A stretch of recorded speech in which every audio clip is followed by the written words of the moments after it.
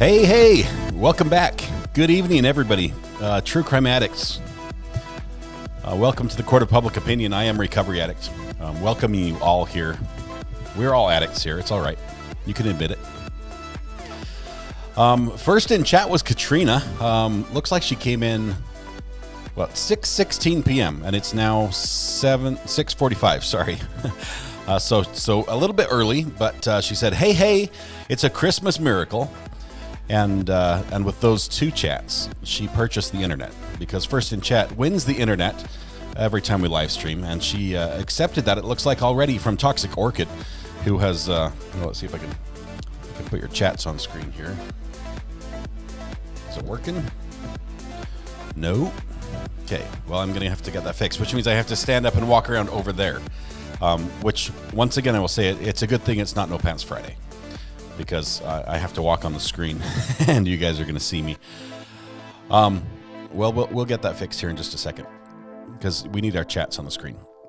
Let me say this. It has been an amazing day.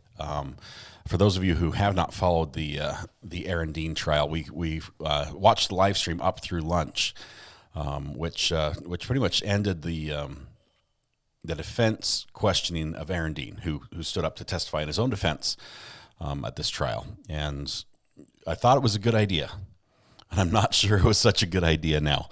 But give me just 1 second. We're going to play a tiny bit more music, and I've got to get your chats working because I can see them right over here, but you can't see them on the screen, and we need that because that way everyone else can see them. So we're going to play a little bit of getting ready music while I run around there. So here we go. Give me 5 seconds.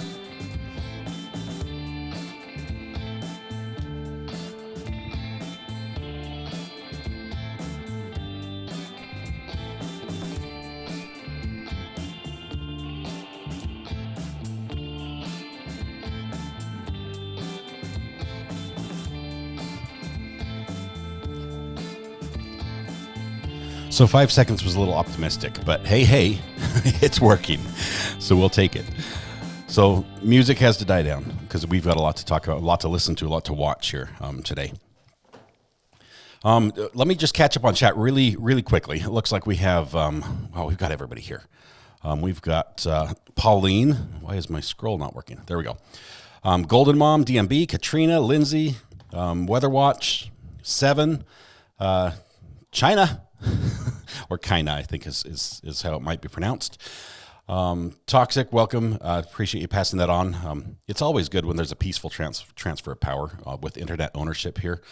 And you did a masterful job in both taking care of the internet and in passing it on to your successor. So thank you. Let's see. We've got Catlaws in the house as well. Hello, Catlaw.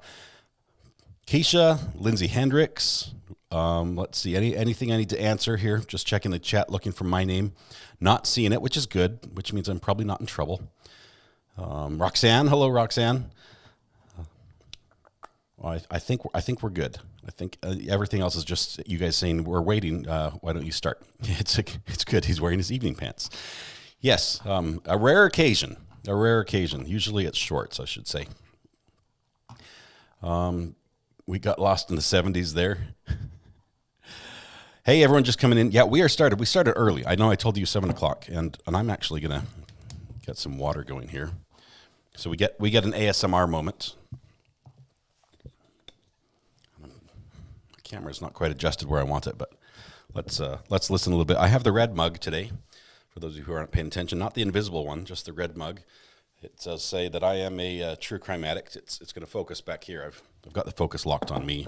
So I'm tired of it being focused on my microphone.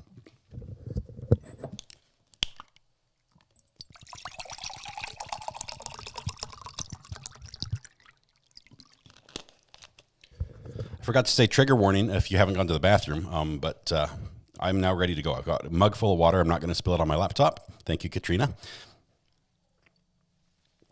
Which I have done in the past, unfortunately. All right, here's what we got. And now I have to pee, says Katrina. It happens. It happens to everybody. Nana Geek, good to have you here as well with a new name. I like how it looks on you. Here a little late. Hope everything's well. We just barely got started, Nana Geek, so you're not late. We're just starting with right after lunch. And I was looking at this. I was trying to cut out some really spicy bits. Speaking of spicy, Debbie, the pickles are called spicy maple bourbon. That's it. Spicy maple bourbon pickles. But I was going to cut out some spicy bits, and I was like, okay, I'll just record a little bit longer because there's more and more spicy stuff going on. And I'm like, oh my goodness, I don't know what to cut. This interrogation is so in your face, raw and real, and back and forth, mostly just forth, not a lot of back. But I thought we've got to watch this together. We're going to watch it sped up a little bit. We'll pause and talk about it as it goes along. But so here we're picking up right after lunch, and let me bring that up here on the screen. Right here, we're picking up right after lunch. We just had a little bit of a hot mic moment, but there was nothing really good there, and they've turned the witness over to the prosecution. So we're going to hear that, and they start off right with a bang. So that's going to be cool. Let me just make sure I've got the speed appropriately turned up. Oh man, did I just do that? Come on, play. I just messed it up. I did. Just in that little motion, I just messed it up. I had it. It was the only idea. I had it set up exactly where I needed it. It was the only way to do that. Just like the only choice? Is that just like you're telling the story, the only choice? Okay, so here's what I'm going to do. I'm going to go back on me while I quickly, frantically scan for the right spot on this video where we want to pick up right after lunch. And I just missed it just a tiny bit. Let's see. There's lunchtime.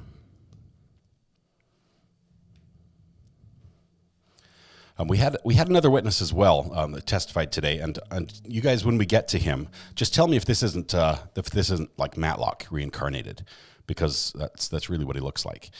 You guys, once you see him, you'll know what I'm talking about. But he was actually the expert. Oh, almost there.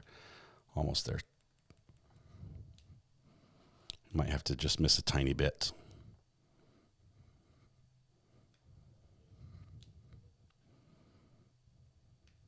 This is like super frustrating. It's beyond frustrating for me.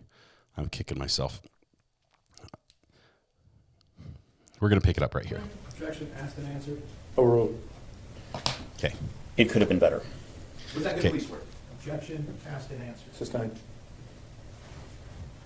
This starts off. The first thing he does is have Dean demonstrate how it looked, where he was, what he could see from the window. Again, you're going to tell this jury you had no room to stand somewhere to the side of that window? No, not at that point. Okay.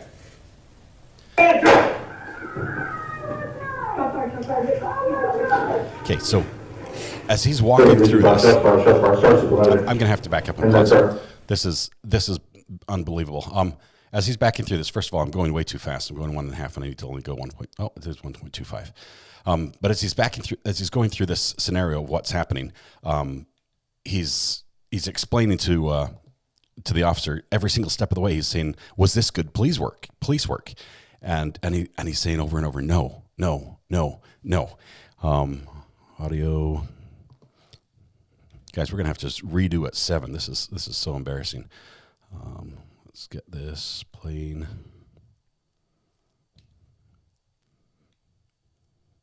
Should have run it on a different machine. But it is what it is now. Sorry.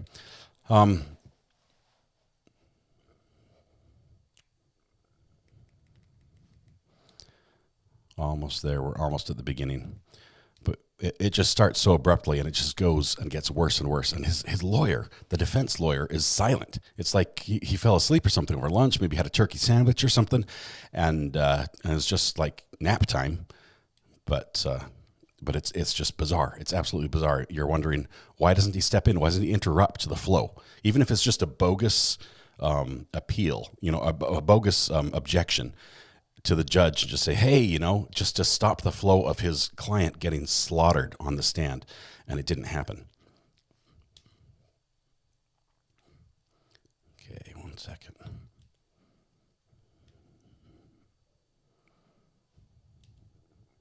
Okay. I'm going to try to everyone may be seated. There we go. Okay, I'm not going to touch the control.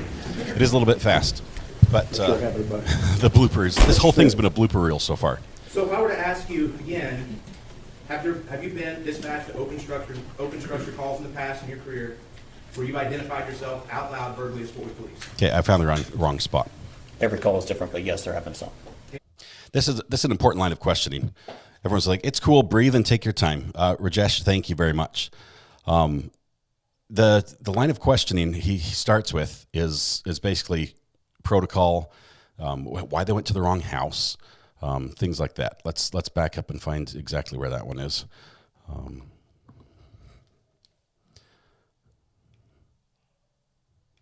Lunchtime was the problem here. There's so many breaks in this, and I wish they had broken this up a little bit differently. I thought for sure I wouldn't need to record it because I could just play it off the other recording, and that didn't work. Backfired. So you guys can all pretend that that this just started seamlessly, and we're all just saying hello right now and getting to reacquainted after a day being apart, and we'll go from there. Okay, how about right here? Come on, switcher.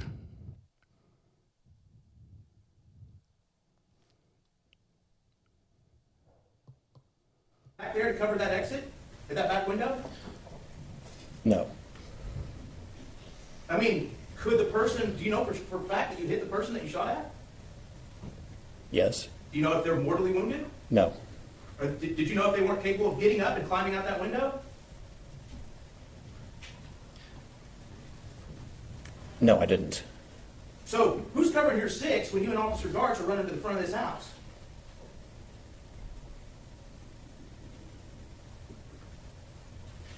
We've had a threat.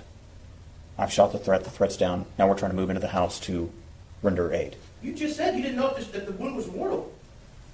The person was laying on the floor, not getting up. Could they have been playing possum? I suppose. Did you know if there were other people, other bad guys in there with guns? Not at that time. So who is covering your six, Officer Garch's six, when y'all turn tail and run to the front of that home? No one. Is that good police work? That question, is that good police It's the work? only way to do that. We had to run inside and Comes clear up over the and house over render in this. emergency aid to this person. There was no one else out there. But, see, you keep going back and forth. Were you going to the house to render emergency aid, or were you going in the house because there could have been more bad guys? Both. Both. Okay. So if there could have been I more have no bad guys, excuse, there was a Jenna. good idea to This is leave my the fault. back of the house without surveillance and expose you and Officer Garch's six as y'all ran to the front of the home.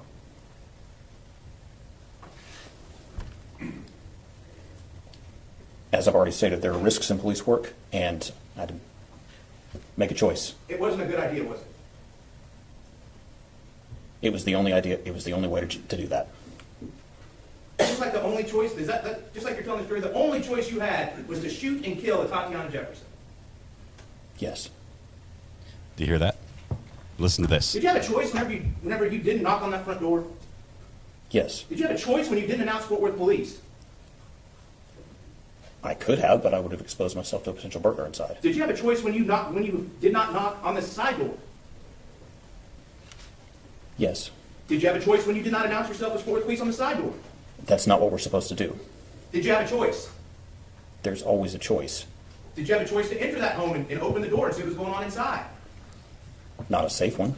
This Did guy you have drank a about choice a whenever gallon during Did you have a cross. choice whenever you could have stepped back, established a perimeter, and called for backup? Yes. Did you have a choice whenever you saw those cars parked in the driveway to establish that they were in fact the owners.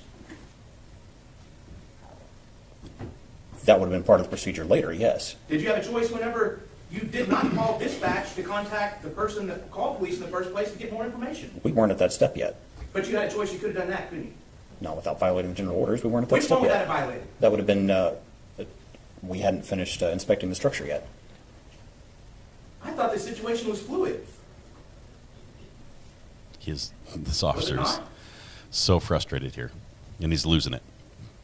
We were still investigating Here comes we more were still water. inspecting the structure. You made a choice whenever you did not further inspect the garage, correct? Yes. And you made a choice whenever you took Officer Darts right in front of that gate with your six completely uncovered without somebody in front of the house, correct? Police work is inherently dangerous, and there were risks. It's a yes or no answer. You had a choice, correct? Yes. And you had a choice whenever you walk off, you and Officer Darts walked in that backyard with exposure to unknown buildings that were looking over the backyard. You had a choice there, correct?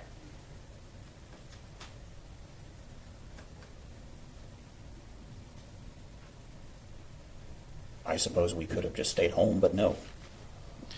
In this case, he didn't have to testify, right? Why He do you chose joke to. about just staying home? Is that because home is supposed to be a safe place? It's not a joke. My point is simply that It sounded like a joke to me. Is home supposed to be a safe place? Your Honor, we object to the badgering, allow the witness to finish the question and answer it. Sustained. May the witness answer the question? Well, re-ask your question, Mr. Smith. Is a person's home supposed to be a safe place? it is. You should feel, if you don't feel safe in your home, there's nowhere else you're going to feel safe. Is that correct? I agree. And this is Texas. There's nothing wrong with a person owning a firearm, is there? No. As a matter of fact, if one of your loved ones was at home alone with a child and heard something in the middle of the night, you would hope that your loved one maybe would go to their backyard window with a gun, wouldn't you? Maybe.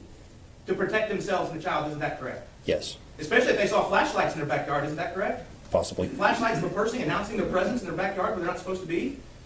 Possibly. So you had a lot of choices that night, didn't you? Yes.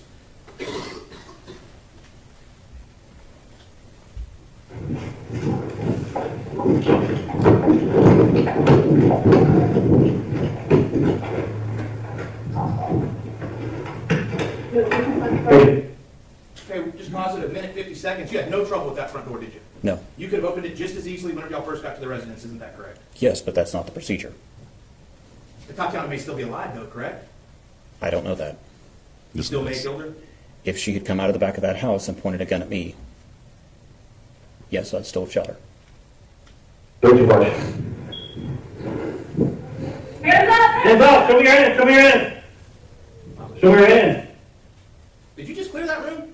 I That you just pointed your gun into? I just did a fast clear. Very fast. Was that a really clearing of the room? That was a fast clear. This That's is what you do. 1.25 Did you speed. know if there We've got a could lot have been to someone else cover. standing to the side where you couldn't see once you walked through that door? The camera doesn't see everything I'm seeing. What did you see then? I did not see a person in that room. Do you know if they were hiding in a closet? There's nothing to No. worry about on screen. It's just You're telling audio. the jury that whenever you're walking through this house right now, you're still thinking there could be a threat in this house, correct? It's possible, yes. And you still haven't told Officer Darch that you saw a gun up to this point, have you? No. Hands up! Show me your hands!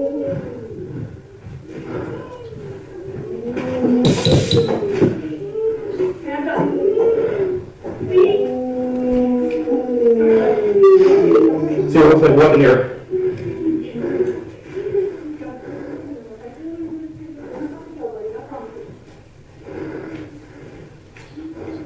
She said he didn't want to go to jail. She said, "You're not going to jail. I promise you." That's what Darch Yeah, I'm good. said to Zion.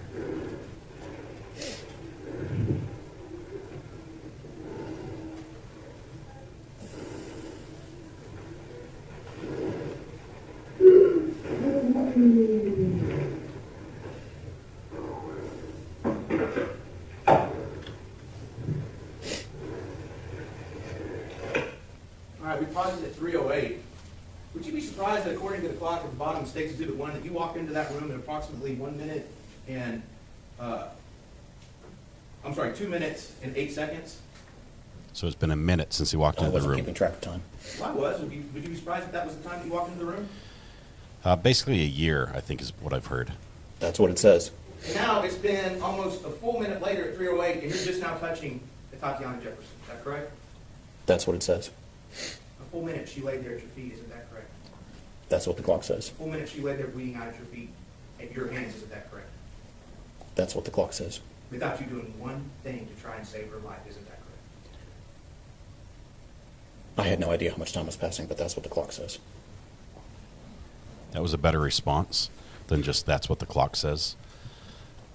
I'm sure that in that moment, time for him was passing a little bit differently than the rest of us right now.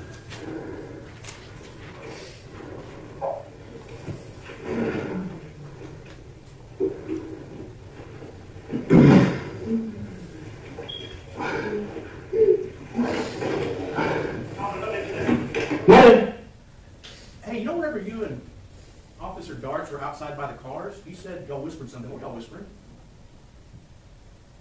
She said, we've got to clear that car. I said, yeah. That's it. That I recall, yes. There was no more whispering or communication other than that before y'all went through that gate. I thought I heard her say something else, and I didn't hear it, and I said, So no planning about what you were going to do when you got on the other side of that gate? We followed our training and did as we were trained. No planning about what you were going to do? We didn't make a specific plan, no. I mean, you had no idea what was on the other side of that gate, did you? No. It could have been an open-air patio with a lot of people on it, correct? Well, we'd have heard them, but Could have been a person back there waiting to ambush you and Officer Darts, correct? yes. It could have been somebody escaping the house from this burglary that you thought that was happening, correct? That's why we were back there to check, to It see could what have was been, going a on. hostage situation. I suppose. All those things that could have been. And you didn't look at your partner and say, maybe we need to come up with a plan before we open this gate? The plan was exactly what was trained. We open the door, the gate. One of us goes to the left and one of us goes to the right, and then we deal with whatever's on the other side. Y'all didn't come up with a plan, did you? The plan was made in training. You didn't come up with a plan, did you? No. Thank you for answering my question. Objection to the sidebar, Your Honor. Sustained. It's a couple sustained objections to how he's handling this witness, but he's doing it very effectively. You have a motion, right? Yes, sir.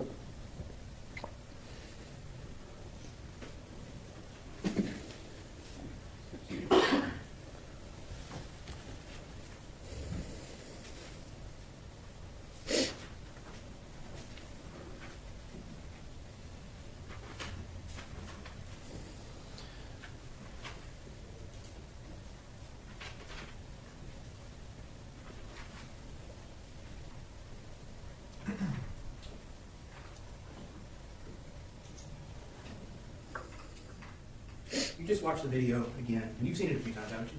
Yes. Did you shine your light right in that back window where Atatiana Jefferson was? Yes. Wasn't that just basically putting a spotlight to all the bad guys that you'd imagined were inside that house, telling them exactly where you were? Police work's inherently dangerous. I had to go look inside the window to see what was going on, to see if there was a burglary. It's inherently dangerous, but didn't you make it more dangerous by saying, look at me, look at me, look at me? Someone had to go back there and clear that window and see what was going on inside that house. And you were going to be the hero, right? No. You were going to charge in and save somebody from whatever was happening inside that house, correct? No. You were going to be a hero, ignore the rules, ignore trying to set up a perimeter because you had decided that you had to do something, correct? No. And you decided to put your window through that, put that flashlight through that window, correct? Yes. And anybody that was inside would have seen you, correct? Yes. Any bad guy that you could potentially imagine being there would have seen you, and you would have been, they would have been alerted to your position immediately. Yes.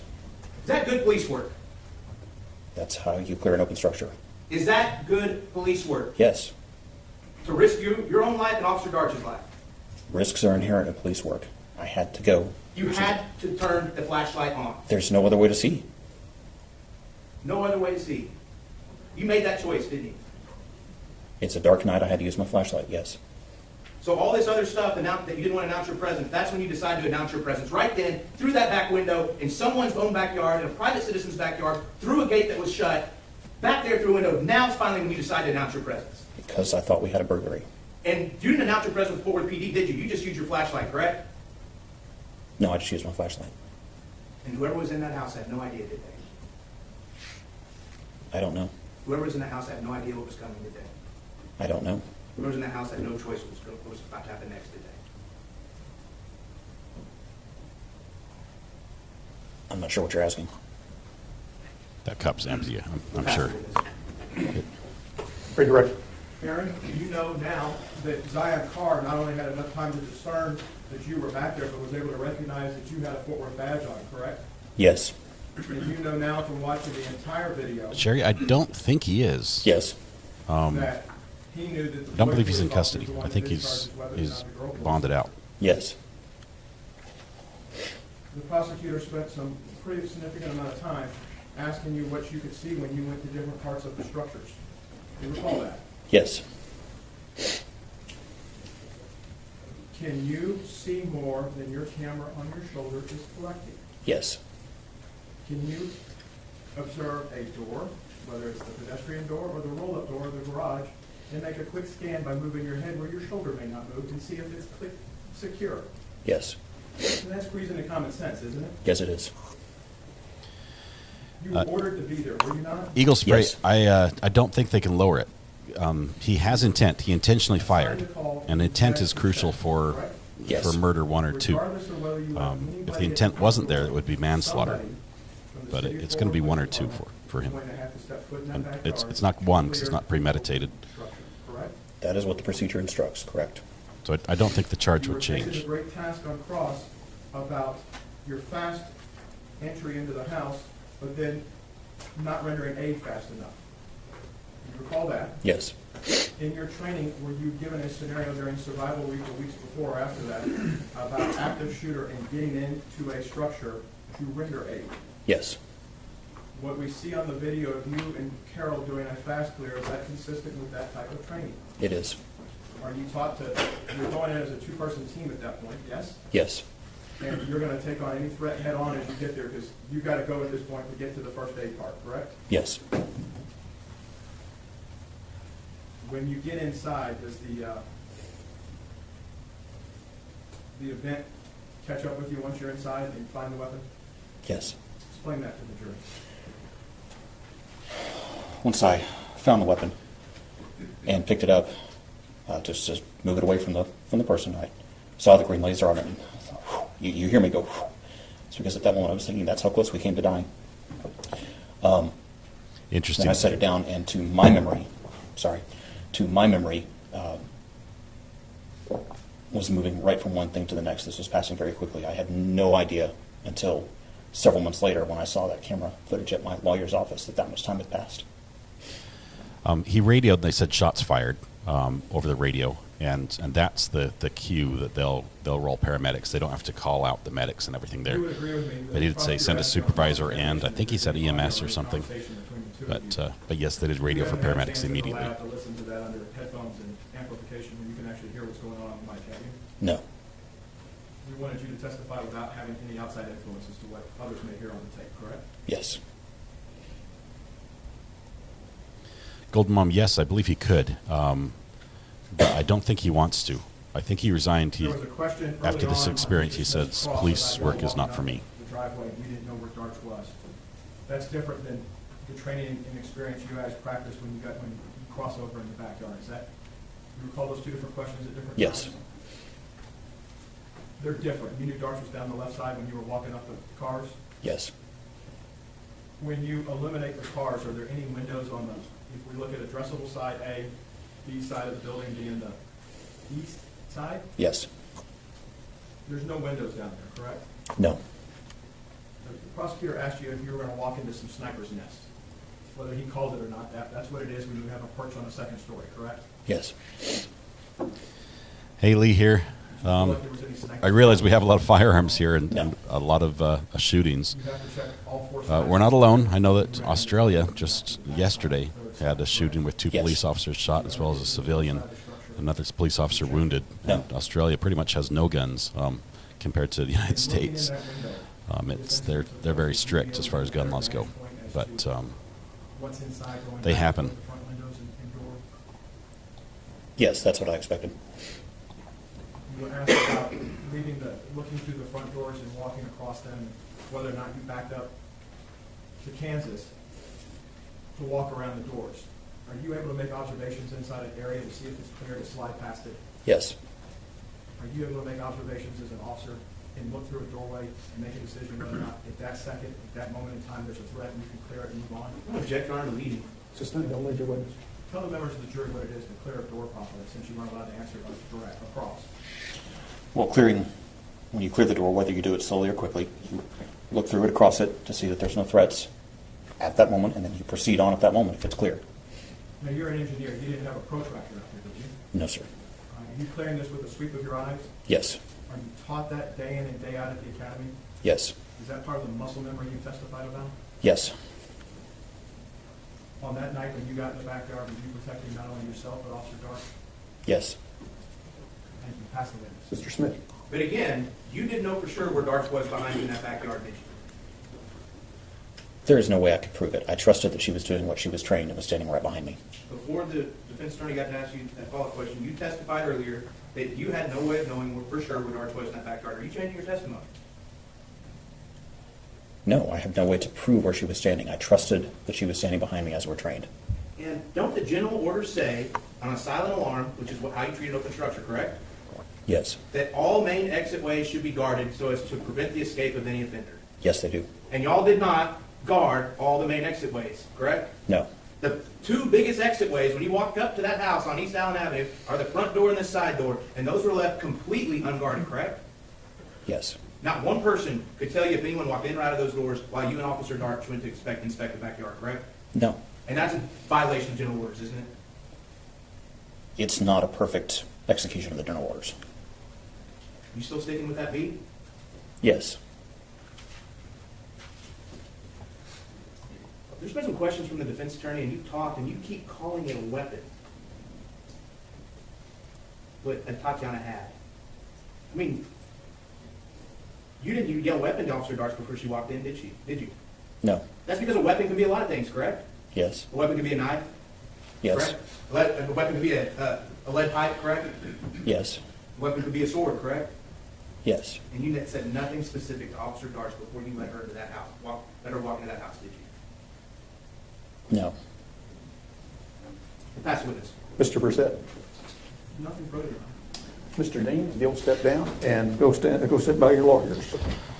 So he survives a little bit, but I don't know if he gained ground there. I was expecting testimony from him Of the next where he saw the witness, we have to laser. set up some equipment for you. So We're if you'll going to retire have to a your pause room, here we'll call just you for a back little out when it's bit ready. because they take forever to set up some video equipment. There's no hot mic or anything that happens here, so I'm going to try very carefully to not screw up where we are. Let's see.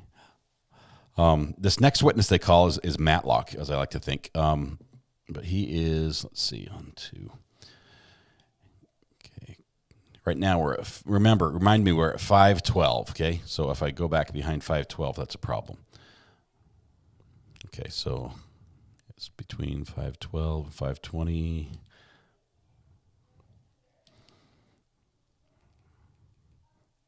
After 5:30. Okay, we're trying to get right to the spot where Mr. Matlock hops on the stand, and I think we're about there. Let's take that here. You become certified what year? Does he not look like Matlock a program, little I think, bit? started in about 2007. Maybe it's just the white hair. We didn't grandfather any of. I was a lead instructor for that organization for about 14 years. We didn't grandfather anybody in. So, I believe I got certified the first time in about 2012. I've maintained my certification since. Have you had an opportunity to testify in the field of video forensics then in the past? Yes. So this is our video forensics expert. He's actually, I think he's testified in this court with this judge previously. He happens to also be a paid representative or forensic expert for Axon body cameras. Yes. So, and that's the brand of body camera at question here in this trial. Video evidence he does is a just good witness job, with all of the frailties but of a it's, human witness. So when I would go to the I crime take scene as a issues police with a officer couple and things he find a mentions. witness, Just we as wouldn't from my experience just with the video accept cameras. everything the witness would tell us. We would interrogate I've also gone to them. school for them. We'd want to find out, But first of all, what most their of the name time is, he's how right. old The they things are, I don't where like they might about what he understand says what their is when he's perspective talking was. about the rear view mirror, the Do they have passenger any side relationship mirror, with the victim or and the suspect, barrel so we can understand video. what biases So just there might be. listen to that So and digital video think about that and see has if that makes all the sense to same you when we frailties get of a there. human eyewitness. But let's go ahead and start due to listening to him. Something called compression. there are hundreds of different kinds of compression methods to encode video. Each one of them records video slightly different than the other, resulting in changes to color, shape, resolution. So the interrogation process asks the question, is the video fit for the purpose that the examination requests? Patricia, yes, this is an expert witness, and all expert witnesses tend to be a little bit dry. What was the position of the camera, how far away, how many pixels per inch perhaps if we're measuring? Is the object at the plane from the distance of the camera where we can conduct? But he's going into all the details, the frailties of video, the things it can do, things it can't do.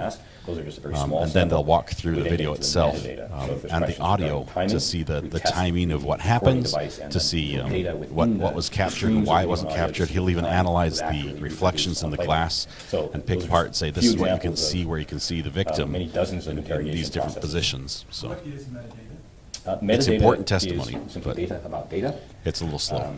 It is a recording such as the body camera will encode two streams of what we call essence. One is video stream, the other is an audio stream.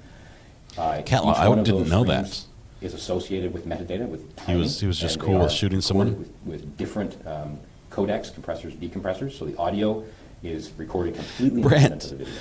Brent, And thank they you will for the have super different chat, results. saying my Timing is slightly favorite different, channel to, if we're looking at on milliseconds, YouTube, I think. Thanks for you're career looking at addicts. offset. I appreciate the All super of that chat. data Thank you is for being here, important to Brent. the It would not be the same here without understanding you. Of what the video is trying to tell us. And then each image within the video also has metadata that helps players play the video back properly and helps us assess the reliability of one image to another image, which should actually be different.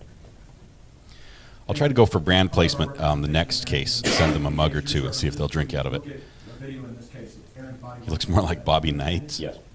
And we let you have wide range of what you thought needed to be done with the video and look at it and give us your professional opinion. Is that safe to say? Based on the specific request, I understood what the request was. Okay, I'm going to turn him down just for a minute because I want to talk about this that Terry Graham brought up. The camera is unable to capture what the eyes see in a couple ways. The camera can't capture depth. As eyes, we have two eyes, and so we can get a depth perception that the camera can't capture. In addition to that, the camera is mounted on his lapel, or not like up on top of his shoulder, but down a little bit. And so just the height difference as he's approaching the window, his eyes would be able to see further in and down in the room than the camera could, being lower. So he would be able to see things before the camera sees them. But we obviously we don't know exactly what he saw because he's told us a little bit, but not being able to play back his eyes video, we just have to guess a little bit. Do you have an understanding and a working knowledge of how evidence.com uploads video from a department such as Fort Worth? I do. Can you explain that to the members of the jury? Yes, I consulted for a large number of departments on the implementation of body-worn video. I've researched and written and published about body-worn video. I am also a paid consultant for Axon right now, so I have intimate knowledge of their systems. The camera itself, worn by the officer, is after it's been used, at the end of the shift, is placed into what's called a docking station. Hey Lee, stay safe Prior to as being well. placed into the Have a docking great day. station, Thanks the for being officer here. has no access, control, more control over the images, so they can't be changed.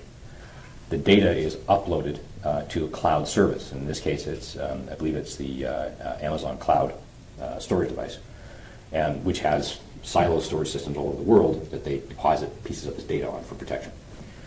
Once the data is uploaded, the system automatically starts an audit trail. In fact, it starts it during the upload process where packets of data are sent up, and each packet has a code that identifies what's being sent.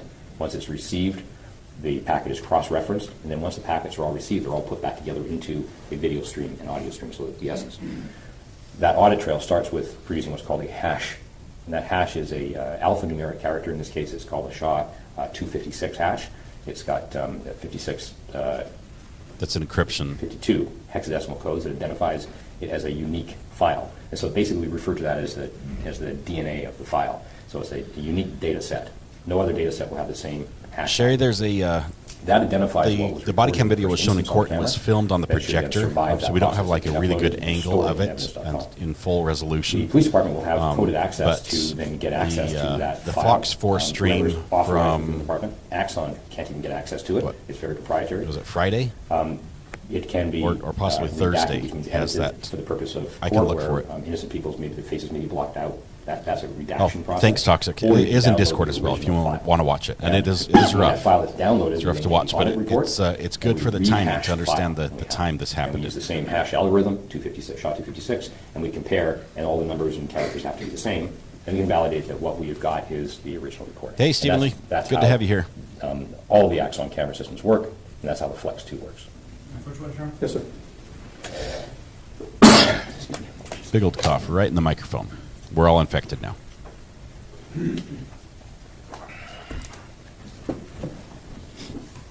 Fredericks, I'm going to show you what's Hey, been Toxic, marked for can you identification grab that purposes link as for the body cam defendant's video 37. and maybe Recognize paste it here defendant's 37. in chat? I do. And what is defendant's 37? This is sort of a two-part audit trail. The first part of this is the information about when the file was first uploaded, and it has the SHA, it says SHA-2 here, but it's SHA-256, and it has the checksum, which is the hash code. It has some dates, and then it has some information about who accessed that particular video, when it was accessed, and eventually when it was uploaded.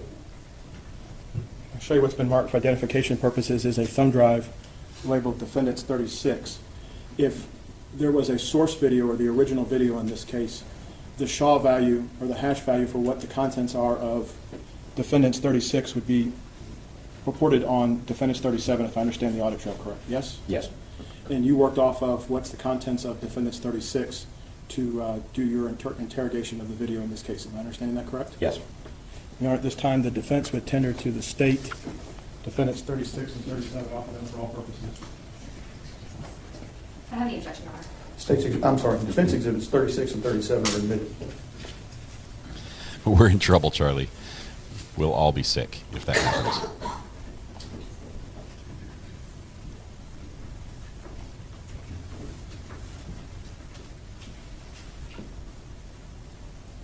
Good work, Is MB. there Take the rest of the day model off. number, Mr. Fredericks, for this type of Axon camera that Officer Dean had on that night? Well, the model is a Flex 2, and then each of the cameras has a unique serial number. And is that data conveyed or transferred in hex form to be part of the metadata that goes with the video when it's uploaded? The hexadecimal code is all the streams, all the metadata. It's all part of, it actually is the essence. We then have TV screens to then make video and sound out of it. Are there limitations on any type of camera system in today's world compared to, say, the human eye? On all systems, yes.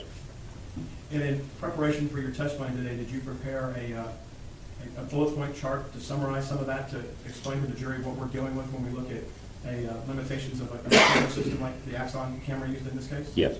May I approach the witness, Your Honor? Yes, sir. Yay, we get an exhibit. For all the money he's been paid, yes, he created an exhibit he will show us.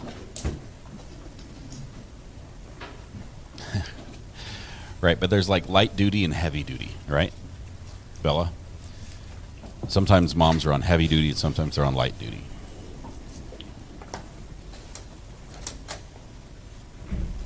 Mr. Fredericks, I'm going to show you what's been marked for identification purposes is defendant's 38 and defendant's 39. And purport to you that the 39 is a printout hard copy of what you prepared on 38. Yes. And is this the summary of the testimony that Charlie's like, explains hey, the limitations of an Axon 2 camera and what we should be Forgot looking the at? other half. This exhibit provides a Debbie, he 10,000-foot may, level he's got some understanding, basic understanding stuff that he of, normally finishes up here the soon. Immediate limitations. It's not a complete exhaustive list. He might be dropping in but very it's soon if he's relevant available. to, this examination. Would it age in your testimony today before the jury to explain what you found during your interrogation and what some of the limitations are with the camera system as a whole? Yes. Show you what's been marked for identification purposes is defendant's 42. Do you recognize defendant's 42? I do. And what is that? This is a publication from Axon, manufacturing company, about the camera specifications. It's a particular make and model, and it outlines some of the features and capabilities of the system. Hey, Michelle, what are you asking? You're talking about the Right, lady there in the front who's typing, how fast she types, or how fast do these transcripts get paid? These have been previously provided, Your Honor, so I don't have the objection. Defendants exhibits 38, 39, and 42 are admitted.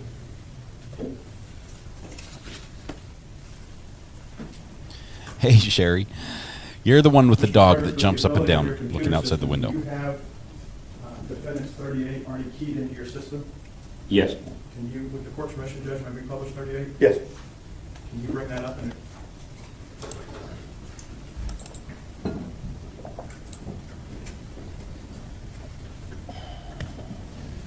so when we look at an Axon Flex 2 camera, what are some of the limitations that we'd be looking at? Just for the record here, I'll be referring sometimes to the slide number, and the slide number is in the bottom right-hand corner. So the title page, Axon Flex 2 camera limitations, has slide 1. Are you looking at federal cases? And what I've done is, if I advance to slide 2, I've outlined sort of the general purpose of the Axon Flex camera, what it's designed for. I am a co-author of the national standards for mobile video recordings for law enforcement, for digital mobile video recordings. And we set standards for the Department of Justice and the International Association of Chiefs of Police to help guide chiefs in their purchasing. And so the purpose of cameras in general is to improve public confidence. Number one, public confidence in policing. Yeah, that's not working very well on this one, but provide sort of an open police environment where the police will share video with the community. The purpose of the actual camera, or the conduct of that camera to reach that purpose, has some limitations, but in general the purpose is to provide visual and audible perspective of all the events that occur in front of the camera. And that's the perspective of the camera given its limitations. Slide 4, I've got... I don't know if they have a very specialized skill. Recorded, this woman, if you look, when I make this chat go away, she just looks like straight ahead. Sometimes she's like looking at the ceiling and just typing. And it will show us exactly the same as it was recorded the day of the event. She's got a very nice chair, probably one of the nicest chairs in the room, because she has to be comfortable all day long typing. Margin of error. And the timing is primarily... She gets breaks when the judge says she gets breaks. Video stream and audio stream are closely synchronized, but it's the audio that really gives us the full record of timing. And the timing is generally to the millisecond. And so we can provide timing to a thousandth of a second within the limitations of how many images per second we're recording. It's independent of potential bias.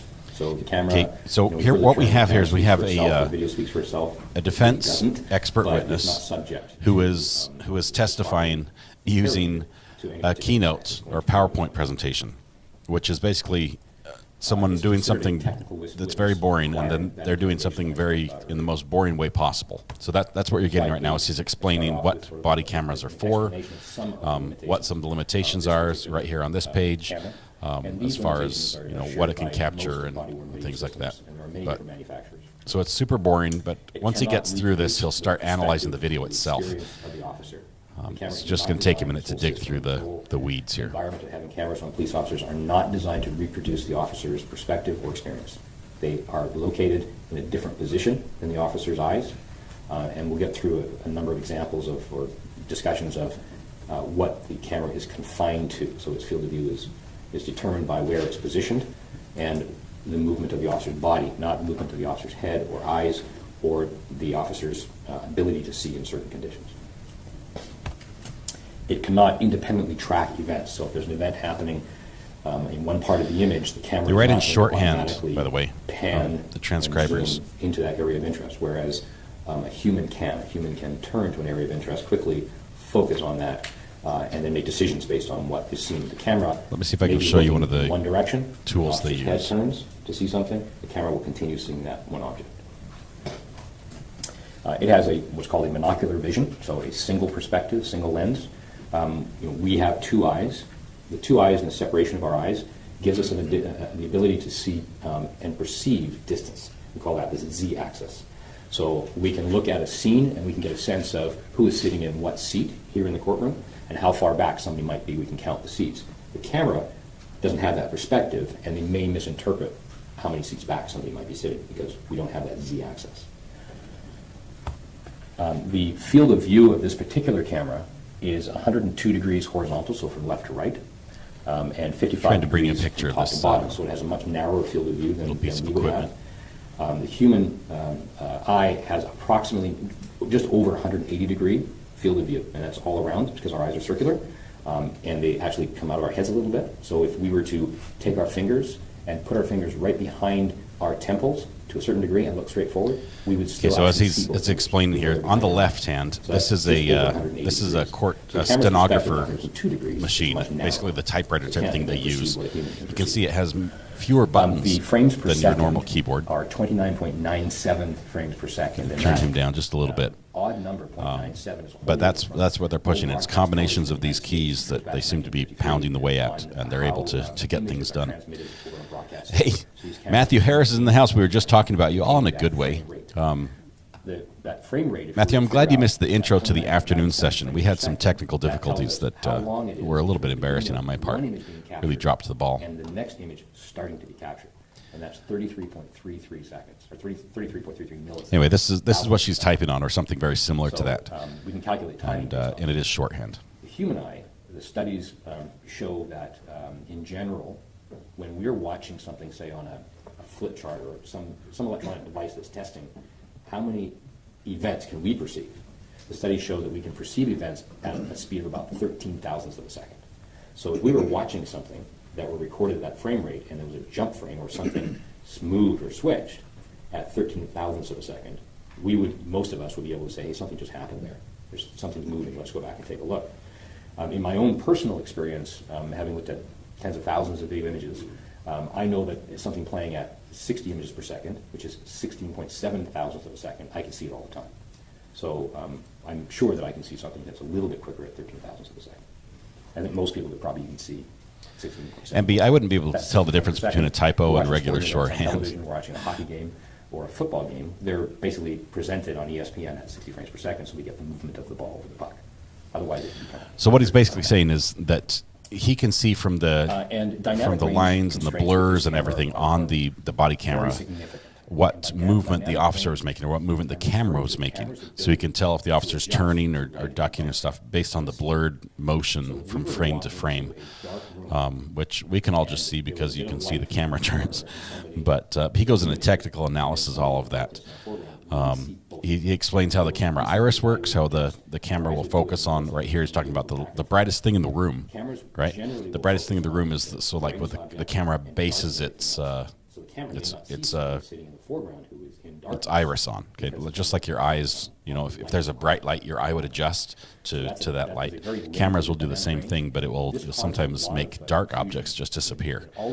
So we get a little of this. We learn a lot about cameras here. Most police work is done at night, and all of these events are captured. Most The video- police work is done at majority of night. the video that I look at is nighttime video. And we have to kind of study it as much as we can to see what the focus of the camera is, how bright that area is, and then what's happening either in a dark background or in a dark foreground.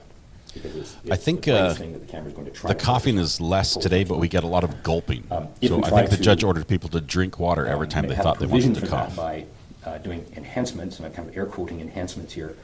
Enhancement is not something that a video analyst generally does. It's something we see in the movies and on television.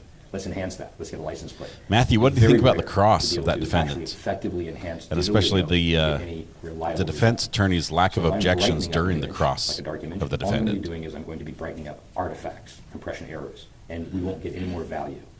So that's the dynamic range really limits our ability to do that and to see detail, especially if we're looking at a low resolution digital video image as opposed to HD, high definition, where the dynamic range is much better engineered in the camera system or in the encoding system. And this camera has a number of options for improving the image quality. What we're dealing with, this camera was set to the lowest image quality possible. So we're kind of hamstrung on what we see. Mr. Fredericks, directing your attention to the top of the rail there, I think Defendant's 42, the spec sheet for the cameras there.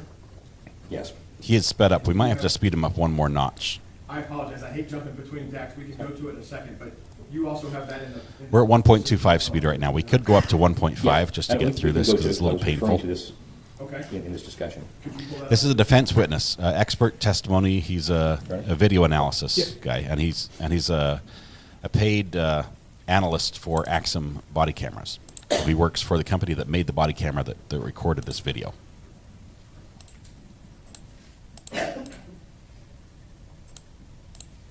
I'm just going to make this a bit bigger.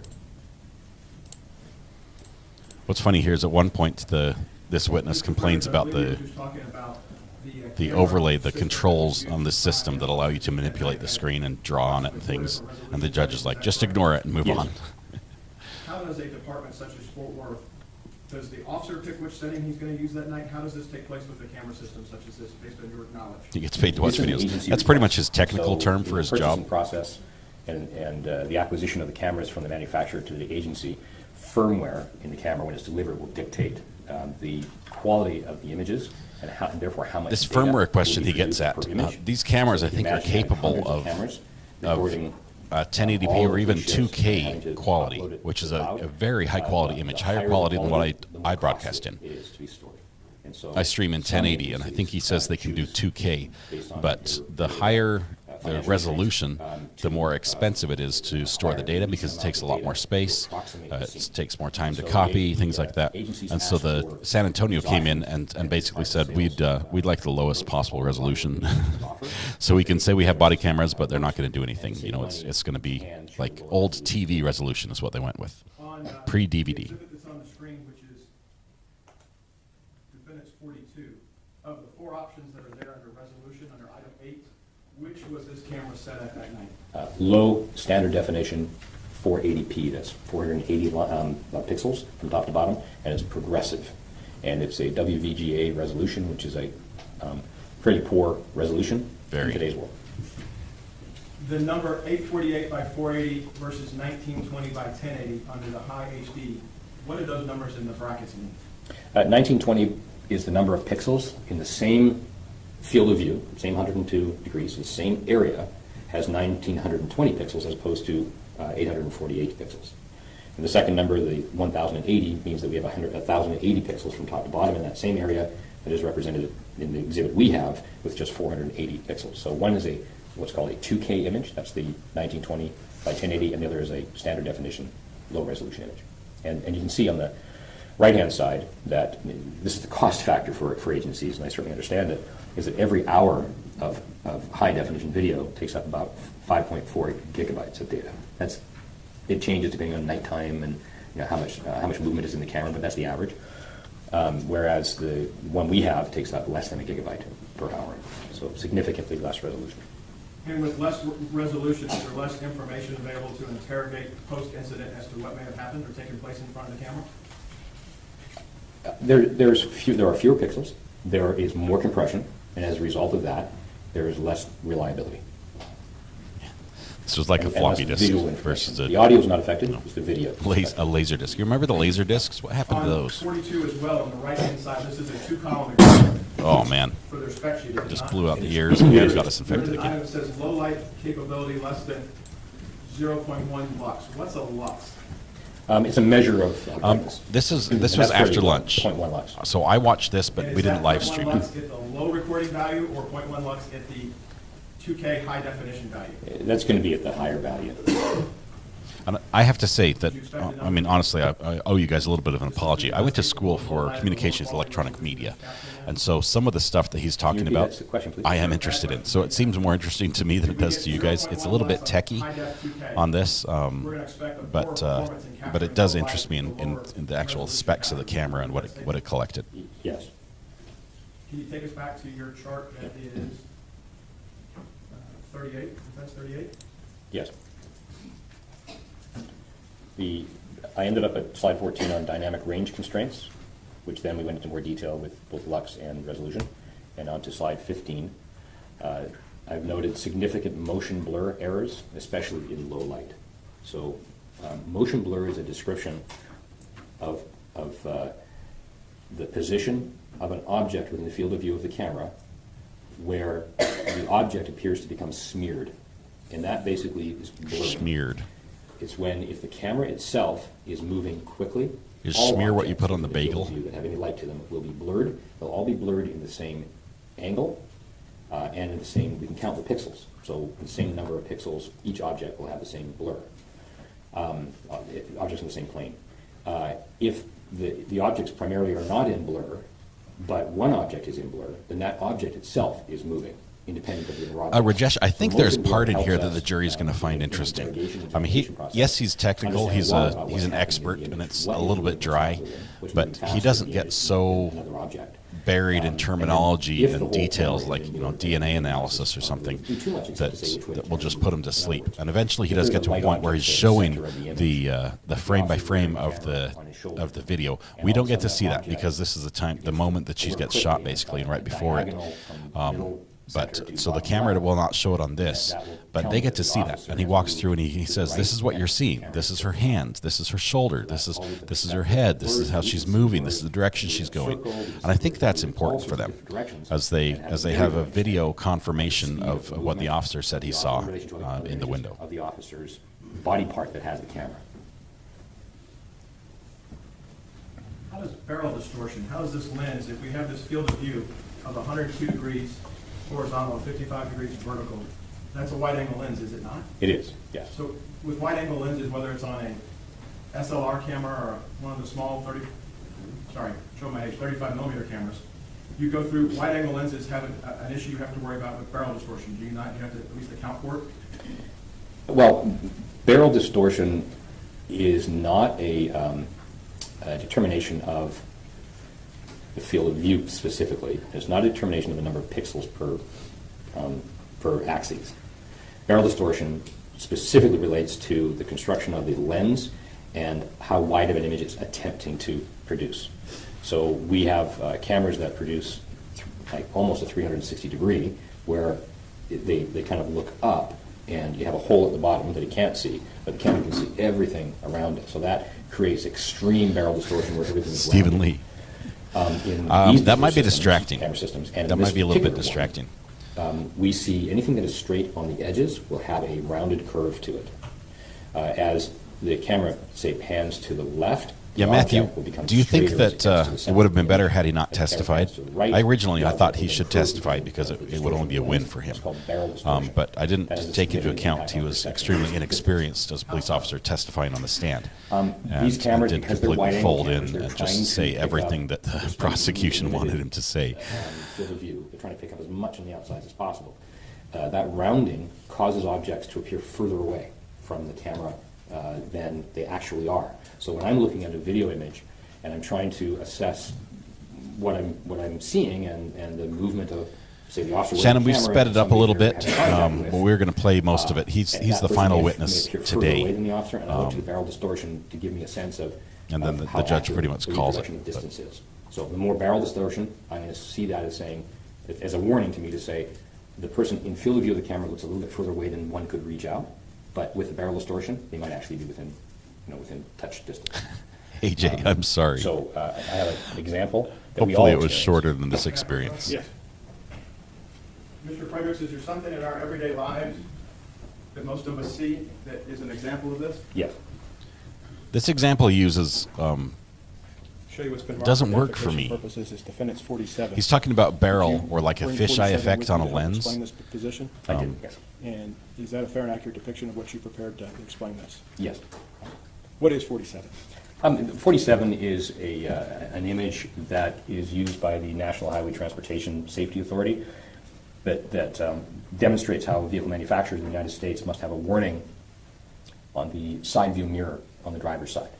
And the warning is that when you look at the mirror and you perceive an object that might be further, that appears to be further away, it's going to be actually DMB, are you volunteering to closer. make that So recording? it's kind of a warning to drivers that if a car looks like you can see a car in your side view mirror, do a shoulder check because it might actually be right beside your passenger door. Your Honor, at this time, the defense would tender to the state 47 and offer it for demonstrative purposes only. I don't have any objection, Your Honor. 47. Okay, 47, you want it for all purposes, or I just? don't have any objection for all purposes. All right. That wasn't good police work, was it? Defense 47 is Let me, admitted for all purposes. For all purposes. We have an exhibit for all purposes. That's nice. Yes. So this is the image that is on that is 47. And this is actually a photograph that's embedded into a mirror. Otherwise, you would see some of the barrel distortion. And the mirrors don't have as much barrel distortion as a camera would. But it gives the idea. This is always the warning that we'll see in our vehicles. Objects in the mirror are closer than they appear. So that's sort of an everyday sort of explanation of when we look at body-worn video with a barrel lens, that it may appear that the the officer or the person wearing the camera may not be within physical contact distance with the person they're talking to, but in fact they might be. Yeah, I was thinking that the defendant, when he got up and testified, would provide information that maybe only he was able to see, like the laser on his chest, which we sort of heard in the open from defense that's what happened. But there was nothing mentioned about the laser. I mean, he says he's looking down the barrel of the gun, but then he goes on and says, "I didn't even see your hands." It's like you just thought you saw the barrel of a gun floating there, and you just decided to shoot.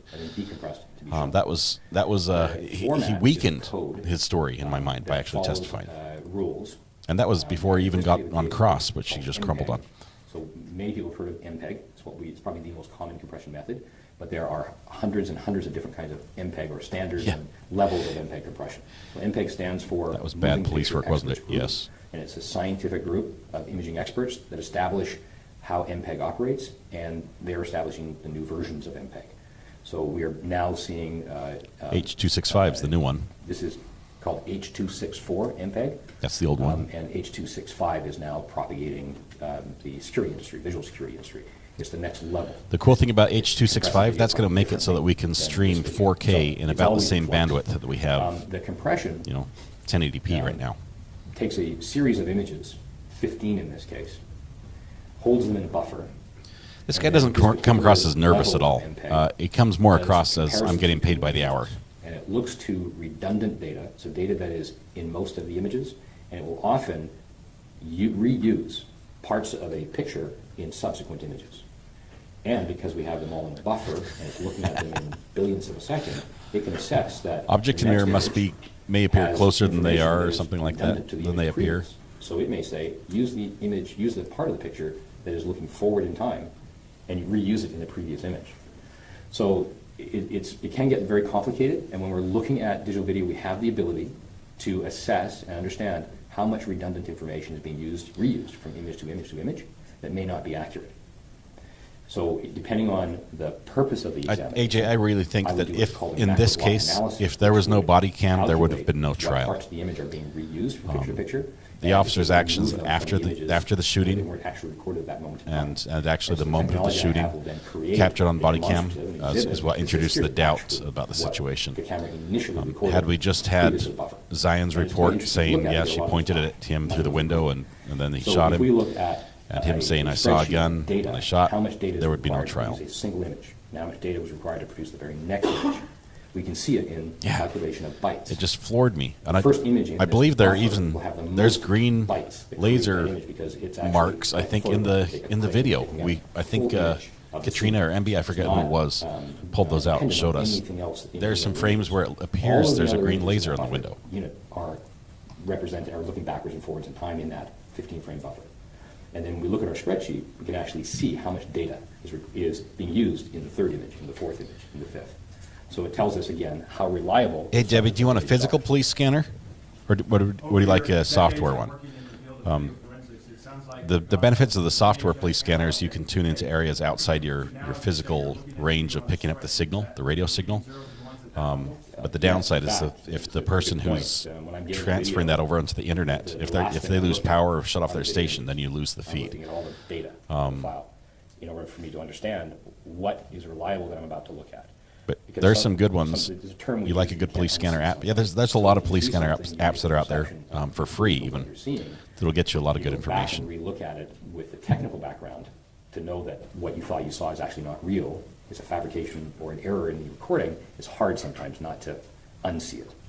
So yes, we always do the interrogation and the examination of the metadata before we start looking at Jimmy, we're not done with defense yet. In this case, the source video, that was defendants 37. At least we're not sure if we're done. There've only been 2 witnesses called.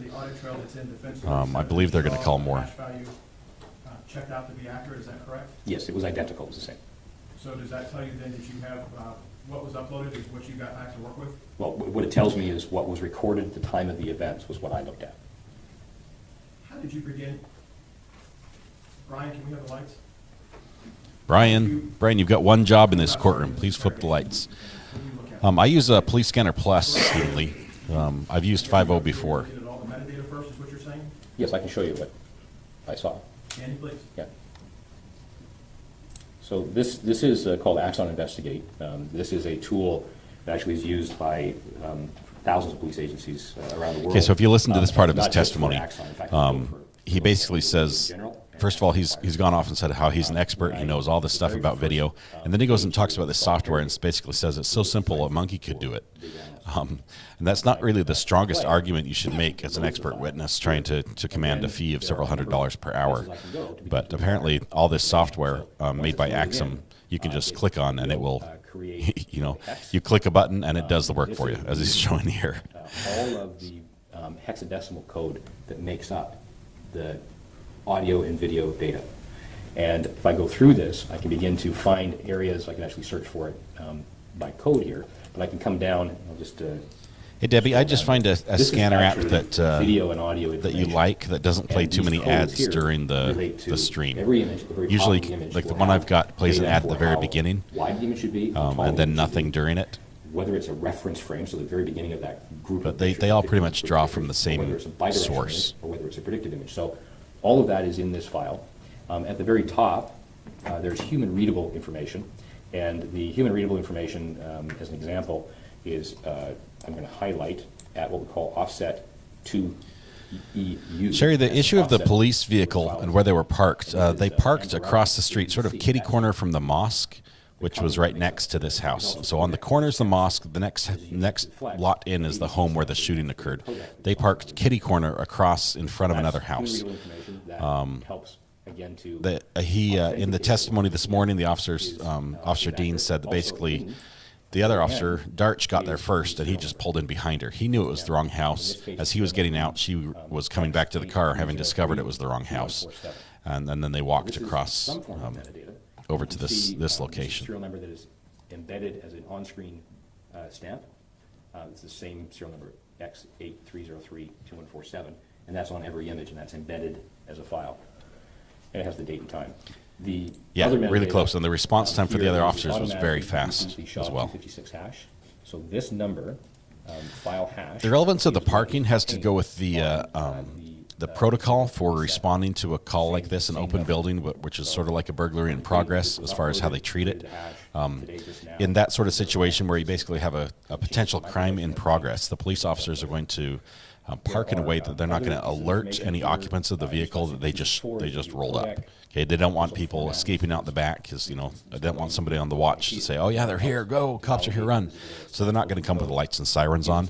They're not going to, you know, pull up in the driveway and get out and slam their doors. Instead, they park a house or two away and walk over and sort of just gather information as they survey and you know, get more information. So that's why that was important.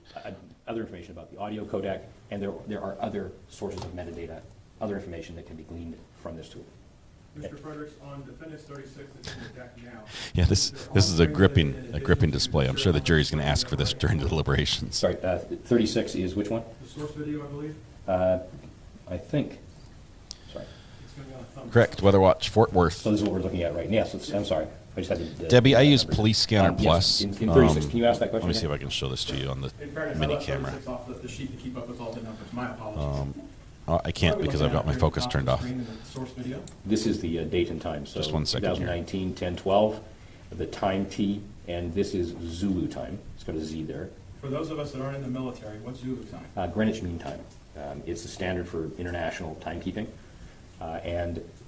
This is, I think, in Mountain Time, I think I'm gonna this send is the, 5 hours ahead, I think. I'm going to send the image of the app, what it looks Your like, office is in Spokane. Spokane, Washington, which to is my which is, computer, and I'll 8 put it up hours on the screen for you in different just than 1 Greenwich second. Mean Time. And then we're in the central time zone here in Fort Worth. Yes. Okay. And I don't know if you do daylight savings time. We do. We do. Okay. We do daylight savings time. Yes. We're not heathens. So as part of this, that's where the time clock is, and that's why when the members of the jury have been watching this, it's not at 2:30 in the morning on this offense date. It's at the time for what it is in England at the time in Greenwich. Yes, and in the subsequent Axon Here we go. technology, upgraded camera systems, they finally changed this. So it's actually time of day, local time. They managed to make that correction. This did confuse a So lot of people. Debbie, on the left, this is the app, what the app Part of your icon looks interrogation, like that I use. It's called this Police is Scanner Defendant Plus. 36. So if you search for that, Once you have a video it tends to have into very your few ads right at the checker, beginning, Axon investigates products. and not too many Are you during the able to stream. Export or extract individual frames so you can do further analysis? Yes, And did you do that as part of this case? yes. What's that process like? It's quite simple. Hope that helps. I can find an area of interest. I hit an I key, it marks an in right there, and you can see there's a little hash there. I call it a hash. It's just a little marker, and I can go forward in the video, say, and then mark another mark out. Right, I think in the body cam footage we do see the green laser come from the gun as he picks it up, and he talks about the other officer about it as well. So I believe the green laser was there, into the file list, and then I go to a workflow, and it was on when he picked the gun up. And it does it very, very quickly. But and this is I was surprised. I thought the way the defense had started. And so when I say export all those images, it actually had started their testimony, had done their open, basically. Sorry, started their open. It's not testimony. That for sure that would be included. That we would have information about him seeing that light on his chest, or seeing the green laser come through the window right at him, or something like that, which would have been like, you know, this proverbial smoking gun of where the gun was pointed. But there was no mention of it, even in this gentleman's testimony, where he did analysis frame by frame.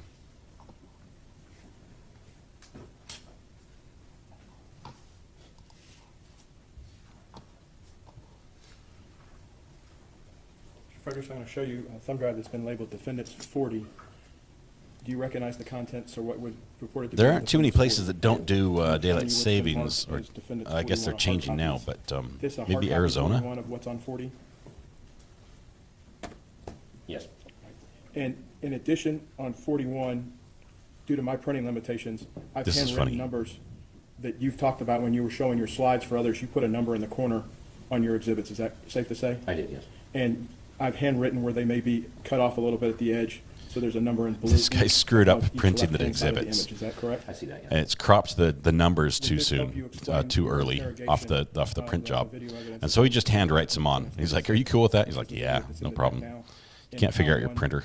Can look at what took place in the backyard there at the residence. Yes. Now, at this time, the defense would tender to the state defendants 40 and 41 offered them for all purposes. That's been previously provided, so I don't have an objection to it. Defense exhibits 40 and 41 are admitted.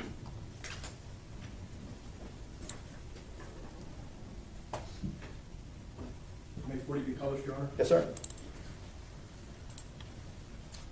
So, Mr. Fredericks, when we're looking at this exhibit, it's 40, and then the upper left-hand corner, there is a number 1 on this Yeah, I slide. appreciate you guys And that being goes patient through with some of the new guys that come in and sort of 41 in the upper left. Is that correct? they don't read the room before they start typing. Can I just point out that Granted, this everyone graphic has already a comes first off the time image. to be I in think chat, but I think maybe I can't some of really them hear didn't. the control of the TV. The judge tells me to leave it alone here. These graphics that are part of the TV screen. I think we can proceed with them there. Okay. Judge, We have an on-screen don't worry display about that we that. don't know how to turn off. I understand. I apologize. Anyway, yeah, a couple of the people that came in were quite vocal with their opinions, and even got into the personal attack range. Appreciate you guys handling that professionally and sort of asking them to tone it down. And if they can learn and adapt, we'd like them to stay. But otherwise, The event I was asked to examine. the mods will take care of them, and they did. I think Jake was just on by a that couple of earlier. images. It's before there's any obvious illumination, so there is some illumination in this area. We can see the light, Katrina, my reflecting husband off of, thinks he needs dinner, but I'm listening in. objects here and there. He's going to Fairly- starve. He's going to starve to death, and then we're going to have a case about a woman this who was camera watching true crime and let her is husband starve to death because apparently he doesn't know how to get it himself as far as dinner goes. Light energy, it's called, into the Yeah. optical system of the camera. Tell him dinner's on him And tonight. because You there's not a know, lot make of him noise, come up with we're something. getting what we refer to as But just don't tell him I said video that. noise. This is electronic interference. It's the system trying to hold and collect light, and it's got artifacts of poor colors, probably inaccurate colors. But there Cold is light cereal. there. So this is just the camera trying to Can't make he sense of cook? the illumination that's present. And that's the first image. When we deal with looking at images, Appreciate that, AJ. I'm struggling with how to deal with it because obviously I do want to grow the channel, and I know that not everyone is Well, the as amazing ultimate- as you guys are. The first So that we're going to have some rough and then spots and video moments, and was I'm really going to lean attempt sort of on to the reproduce mods to human try to visual help that a little bit. experience, both So if there's somebody who's motion, color, got a little bit, a brightness. patient streak in them, but at the same that's the time goal of can the camera. not afraid to step in and ask someone to that tone it continues to down, be or, the goal, or maybe try take a little to break while they operate like rethink human their eyes operate. their chat. human Let me eye is know. made up of rods and I'll cones. see if we need to get more mods for that. Of how the human eye is made up in part?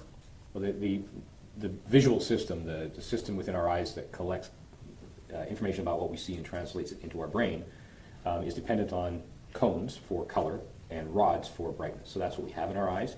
That information is translated to our brain, and that's why we're able to see stuff. If we, some of us have fewer cones, we don't all have the same number.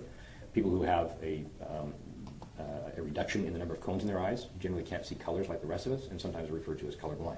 So they have a limited number of cones.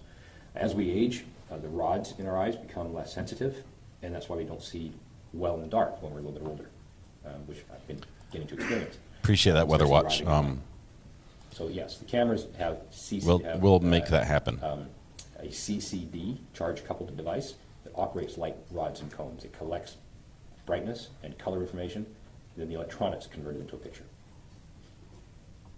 The representation here in this exhibit, 40 slide 1, the light out there in the Feed them, but you don't go to great trouble to step away from the stream. The person that was wearing this camera to have been able to see out there.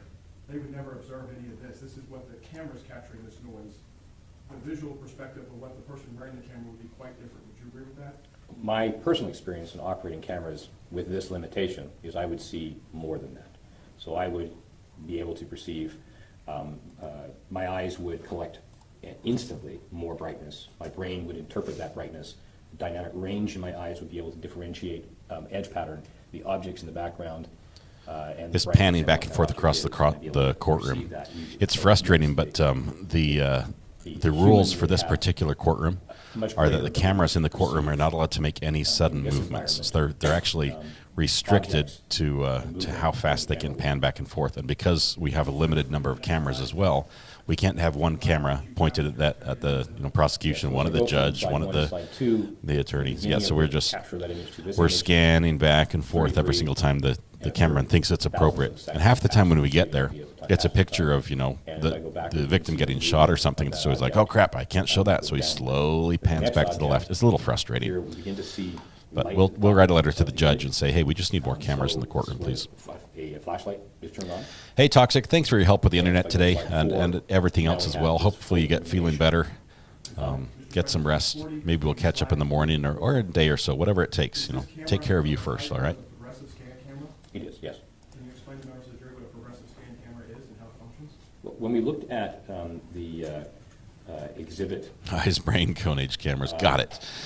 Georgia's got it. You picked it all up. You've been listening attentively. We'll give you an A. Look at the low resolution. It describes it as 848 by 480, and it's 480p, and it says 480. And that P stands for MB, you're calling me out here. Coming from the man who has a sandwich and pickle hand-delivered at lunchtime. That was my son. I believe my 15-year-old son has been providing lunch for me the past couple days.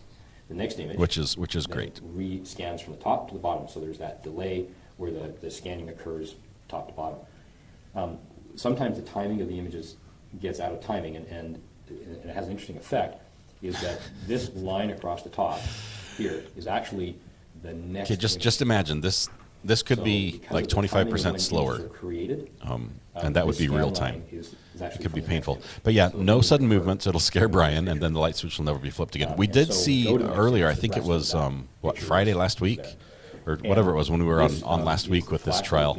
The judge had to get up from the chair and flip the light switch himself because Brian was missing in action. CCD, the light sensor, the voltage created from this brightness that comes in. Yeah, now he's going deep. Too much for the sensor. So all the little... It's talking about an overexposed image. That charge coupled device are being overwhelmed and is bleeding light into neighboring buckets. So what's happening is the system is basically blind.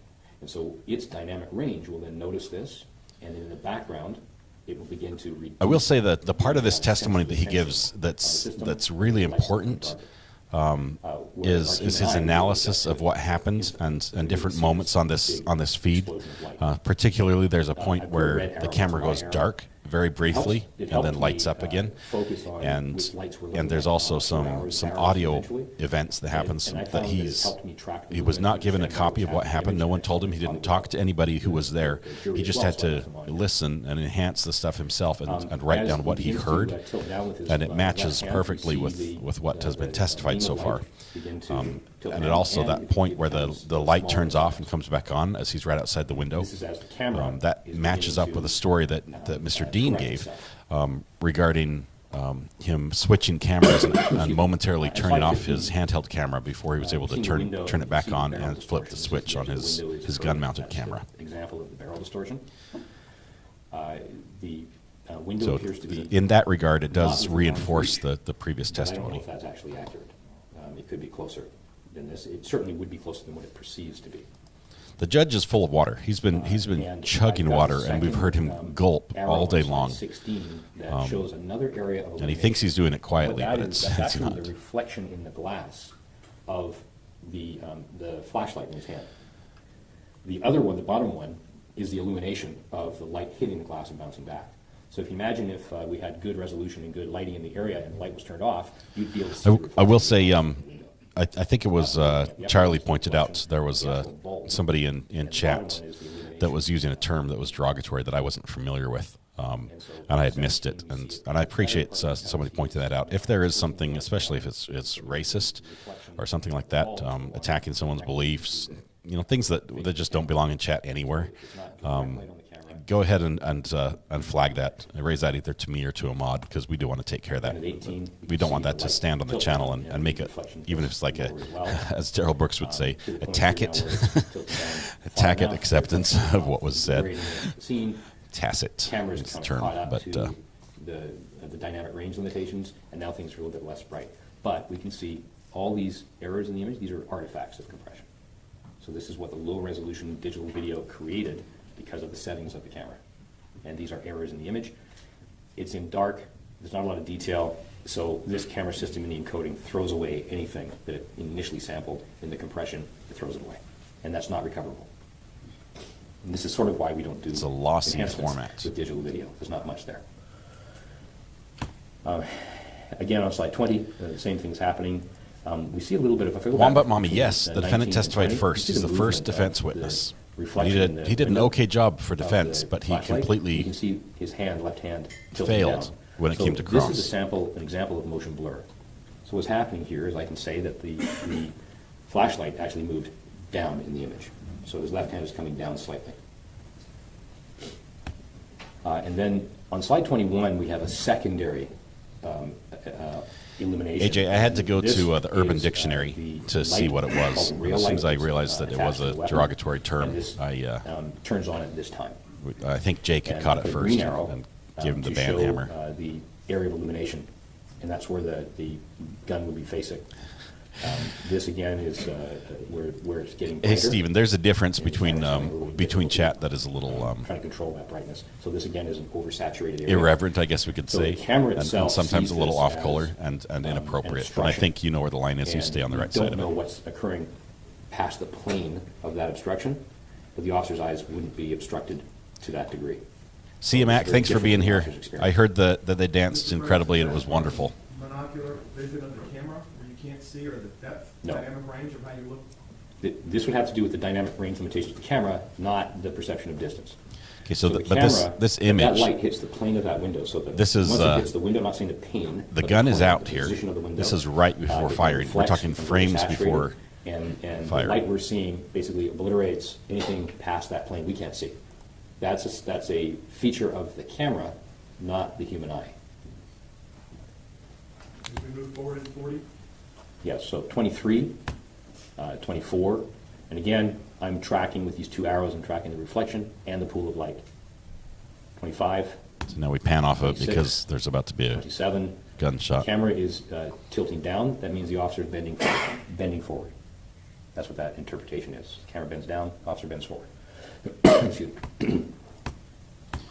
The cameras are the same 33, cost, I 31, believe. 32, It's just a software setting. 33, There may be an additional 34. charge for the data storage, The but I think the window is initial outlay relatively is close now, the much same for the closer than we equipment, saw Jimmy. on Or the Jim, earlier image. sorry. This he is closer slightly than it appears to be. I would suspect that he'd be very close to the window at this point. I also found it interesting. I'm a camera guy, though. Again, at slide 40, we see the motion blur of these lights. They're all in the same direction, roughly the same distance. This means that the camera is what is moving quickly. at this time. Notice again at 42, significant motion blur. It's upward and slightly moving to the left, so we can tell if I go backwards, we can see that the camera has moved upwards. I think he's testifying for the dead. Shoulder just coming up. Again, all this compression here, there's nothing recorded here. We don't have the edge of the window recorded. There's nothing back here. This is all of any detail that might have been there. The compression of the camera system has thrown it away.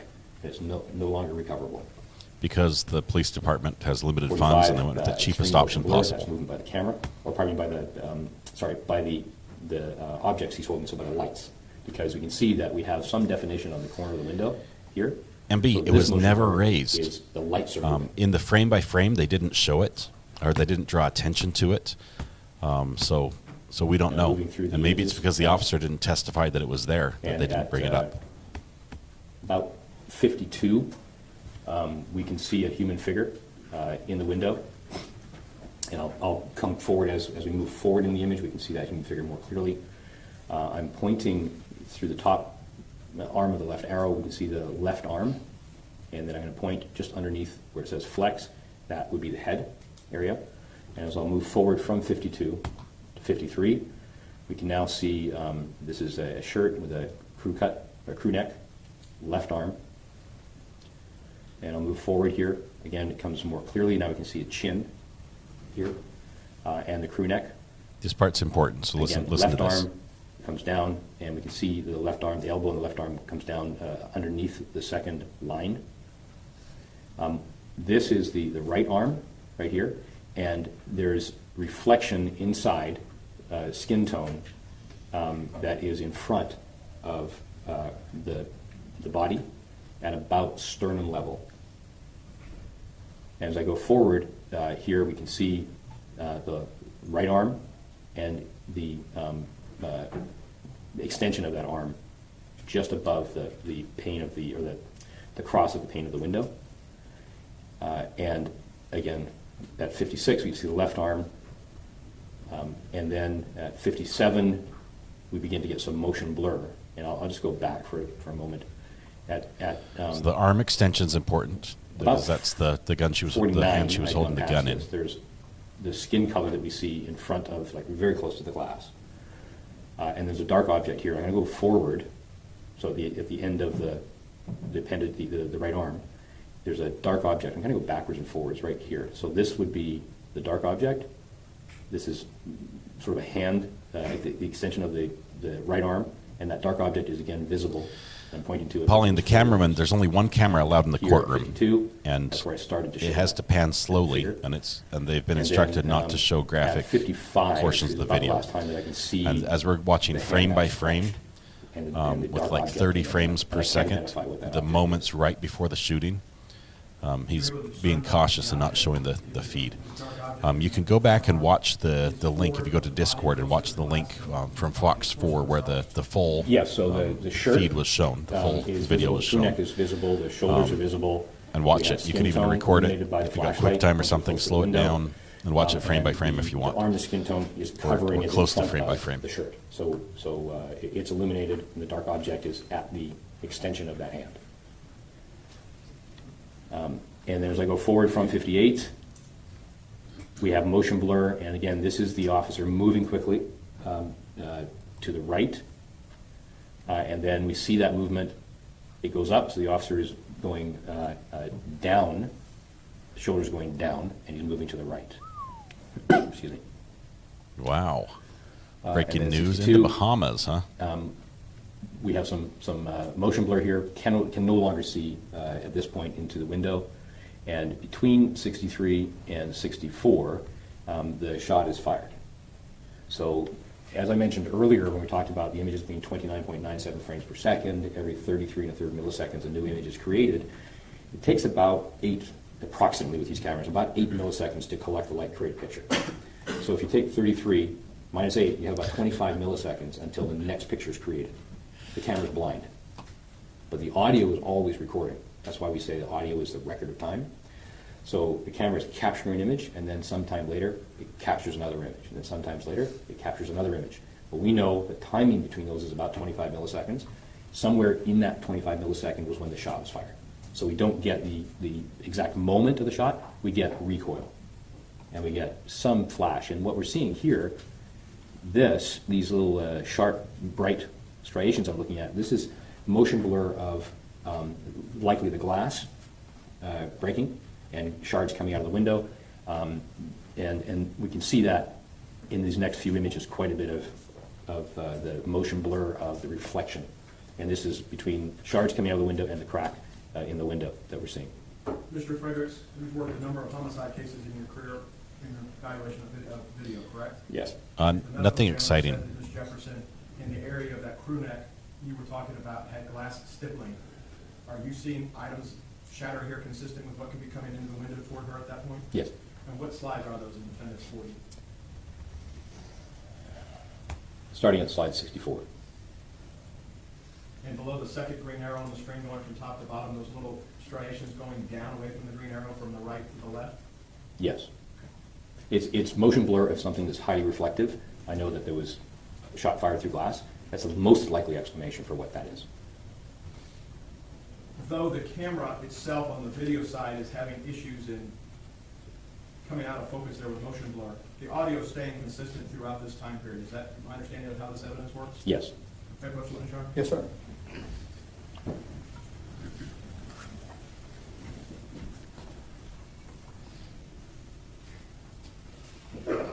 Katrina.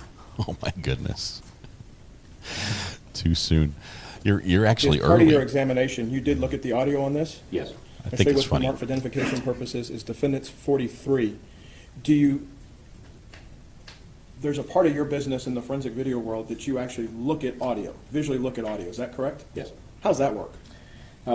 The audio, well, the tools that monitor audio have the ability to visualize the audio stream. And I think most people have had the experience of seeing a waveform. We have a waveform display. We also have what's called a spectral view. The spectral view tells us a little bit more than a waveform. It tells us the intensity. It would be a bedtime book, So we can actually Wayne, see for sure. the human voice in the spectral view. And Wayne, thanks for being as here. opposed to, the sound I of haven't a seen your name gunshot much or before. siren If this is your first in time, welcome. different Hope you position. find a So fun the place to spectral view provides a little bit more take up detail. residence here in the chat. And then we can apply accurate time references to those, the visualization of the audio signal. The tie is in Did you stark have an occasional contrast part of your to interrogation of this to pull audio the track out interestingness and of his examine it in the voice. forensic software that you have? I did. And that's what's contained on Defendant's 43? It is, yes. And with reference to Defendant's 44, is that the last slide in that deck of 15 slides that's just blown up here that shows? If this has 15 on it, if this is the last one. gets confused that would here. be a copy of all the slides, the layer comps put together, would it not? I'm sorry, no. No, the visualization doesn't have anything to do with the images or the image numbers. Correct, I apologize. 43. That's the visualization It's of like the audio, yes. talking about and this pages. is the last one 43, in 44. If 40 if it Oh, was- I see what you're saying. So this exhibit, 43, has 15 slides in it. That, what you're showing me right now, is the last slide in that exhibit, yes. Would this aid you in your testimony the day before the jury? It would, yes. We'd offer Defendants 43 and 44. He just about blew that up. And the third time, he's coughed into the microphone. How many objection are there, 43 or 44? State's defense exhibits 43 and 44 are admitted.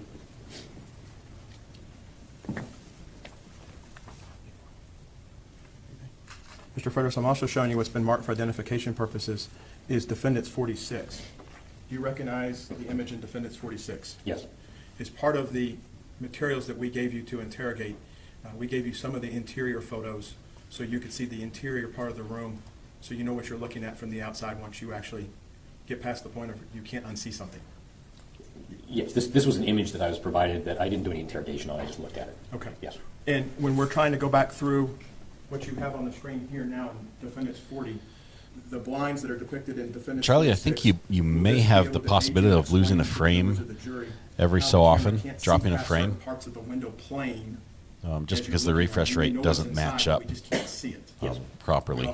I'm not sure how that works, if it's going to show the previous frame again. So it would be a lag frame. Defense Or exhibit what, 46 but, is admitted. Just get a 120 frame rate monitor, or get one of those super PCs that can crank out 120 frames per second of Call of Duty or whatever it is, and you'll be good, right? They're cheap. Picture of the blinds Do you have the blinds in your deck on your system, that one image? Yes. Can you pull that up for the members of the jury?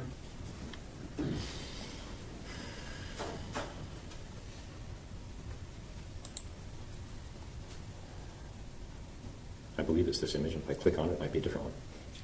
Well, we're going to find out for everybody here. I don't think it's, yeah. No? It's same perspective. There. This is the one we were talking about. So Matthew, while he bores us for a little bit longer, if you can explain this,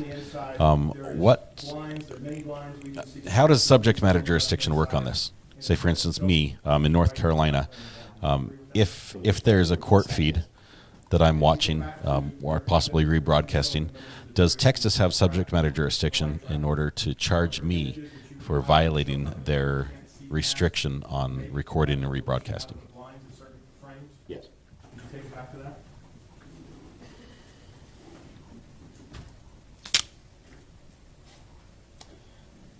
I'm back at 64. I'll just go back a little bit. So at 35, slide 35, I can see the bottom of the blinds, and I'm pointing to them, and they have that same from the outside perspective. Now they're going the other direction down, but it's in blur, and this is partly because the camera's in motion. But if I go backwards a couple of images, we can see that now we can see the blinds are cracked and open slightly.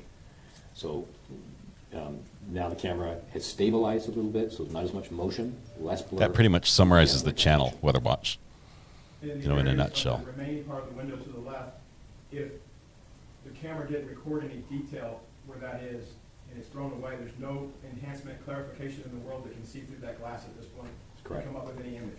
That's correct. Can you take the members of the jury, can you switch over to your audio exhibit so you can show them how you view audio? Thank you, Matthew. I appreciate that. So slide 1 again, labeled at the bottom. This is audio from the Axon Flex 2 video on that particular date and time. So this is the name of the file that I was provided. It's the name of the file in the audit trail as well, ending in MP4. And the time reference is when the camera I probably need to started send him that dollar soon, right? Weather Watch. 1 minute and 17 seconds, and that's the period of time. Because I'm sort of like Okay. Can you step us through the second slide? like Amber Heard. I So, intend. I've pledged this is the audio dollar spectral retainer, view. but I haven't fulfilled the And, pledge yet. But I intend to. See at the very left-hand side, there is 8 seconds from the beginning of the video before the audio starts. And it's called it's supposed to be a pre-event, but when the camera starts up from being turned on rather than being activated, at this point we have just over 7 3/4 seconds. So that blur in the middle of the screen is actually the whole audio recording, 1 minute and 17 seconds from when he started recording to just after the gunshot. And it starts with a series of beeps, and that's designed to let the officer know that the audio is activated. And it's an audible sound that, for the purpose of knowing the officer that it's now encoding video. You guys will all have to travel to Texas if I go to And then trial each there, because of, I'm calling you all as witnesses. these Brighter, I'll subpoena you. I'll orange drag you there. colors, and my monitor is much And more I'll bright. act as my own This defense, TV is a little bit muted. per This se, tells us the pro se, intensity whatever, of the per noise. se, and this is, when you look at and, objects, and the yeah, I'm lower also down going to be a this soft set. basically represents the frequency. So the brighter the noise, the more intense it is, the lower the brightness, the lower the frequency. And so we'll find audio. Ashley, we're here to in a help, certain you know, frequency range. and this gentleman So what should I've done probably is charge I extra for went this through service this he's and providing for you. noted the exact time to the millisecond when there's an utterance, and if I can understand that utterance, then I've replicated it. So the audio starts at 7 3/4 seconds. Hey, Steve, 14 seconds, glad you at found 42 us here. milliseconds, I can hear. I've never been to person Kentucky, identified to me as so I don't think it's me. Excuse me. Fourth cough, Saying, whispering. once again very, very aimed right at the quietly, microphone. Somebody, and then there's a trail off, and I can't detect what else is said. And then 3 seconds later, a response from Dean that says, Lindsay, I think I'm going to be taking the hit. What was said. I'm going to be taking the hit, but you guys are all going to be expert witnesses in my trial. There is some sound of a body brushing by something and just some scrape noises. You're very, very quiet. And then at 36 seconds, there's some unintelligible whispering, and that's from Darch. And then a response a second and a half. Professor later. Phil Bell, Yeah. that is a great question. I chose the channel name because I'm addicted to recovering artifacts from the ground in my metal detecting hobby. And I started live streaming on this channel, which I primarily used for metal detecting up until this point. I did think it was a creative name. I had no idea that it would bring all the searches for all the recovering addicts of various addictions to my channel. But I'm sort of attached to the name, and I don't want to change it. So that's how I chose the name, At and 40 seconds, it sort of just stuck. He says, there's something, and then he says, break in, and then something else, and I can't hear what he's saying. Exit Darch says something at 50 seconds, 10 seconds later that is unintelligible. It's a whisper. Yes, I These are meant the I communications meant to between exit them. my own attorney. Thanks for the And correction, then Debbie. He responds with sort of a question, and he goes, it's kind of like a sort of response. And I've spelled it HM, so it's a question of, it doesn't sound like he understands what was being said. There's And then no quite running. clearly still The whispered the at long one arm minute of the he's Texas recording. Rangers law is going to come Darch catch me. is heard Lawful saying, law. Is it their bike or someone else's bike? And I don't know who she's referring to, but that's the question. It's a Is it whisper, their bike as but she it's trips over much it, closer to the right? camera That was her than you heard. testimony. At 1 minute and 11 seconds, there is a whisper, and I can't tell who is saying it. It's one Of course I'm a soft sit. or Dean. I've learned from And I DB don't what know not what's to being do. said. So And- this time I'm going to start with the audio stuff that clarification works. is going to help us recover that information. I should have just started Then with at Admiralty Court instead of 1:13 and tacked that on at the 837 end. Milliseconds, Officer Dean takes in a deep breath, and you can hear the breath coming in. And when we look at the video, he's responding to the window, so it corresponds to that move into the window. And then Good night, Bella. Thanks for being here. followed, 2 seconds later with a very loud command: put your hands up, show me your hands, and then show. It's more serious It than stops at pickles, show, and Debbie. that's the moment the shot is fired. And that occurs at 1 minute 16.428 seconds. Maybe we could auto-tune this guy. What song would he be singing to? Walk through visually the audio track. Are you able to take us to, or right before Mr. Dean takes a deep breath? on the video itself? Yes, you'll all be paid expert witnesses, so Yes. just Yes. text me to the burner phone Right what before your rate is per hour. 113.8. And any per diem I have to provide as well, just so I can let my public defender know. I'll only use a public defender for So I'm at some of the 111, filings pre-trial, and then once 5. trial starts, I'm all on my own. So that's 2 seconds before that. I guess we'll find out for everybody if we turn the audio on when we were setting up at the break here. Can you play from there? Yes, there is audio. So now I'm at almost 113. And I'll just turn it. Actually, that is what's called a niche or a niche. Finding Lego pieces washed up on beaches. Please. Okay. Put your hands up, show me your hands up. So that's, Okay, so that was that's 1.25 speed, but that was still So fast. we heard the breath, the commands, then the termination of the last bit of after show, and the shots fired right then. When we're in Defense Exhibit 40, the individual frames, is there a frame that goes dark around that same time period of the deep breath? I will be needing some bail money, Yes. for sure. Take us back to Defendant's 40 then and walk through the deck where that is?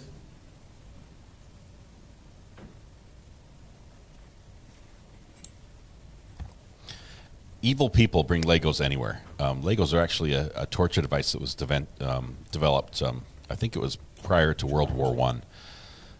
And then someone had taken some home, and kids found out they could play with them as well, as long as they don't step on them. But being a parent who has kids with Legos, they are a torture device. And I have the scars on my feet to prove it.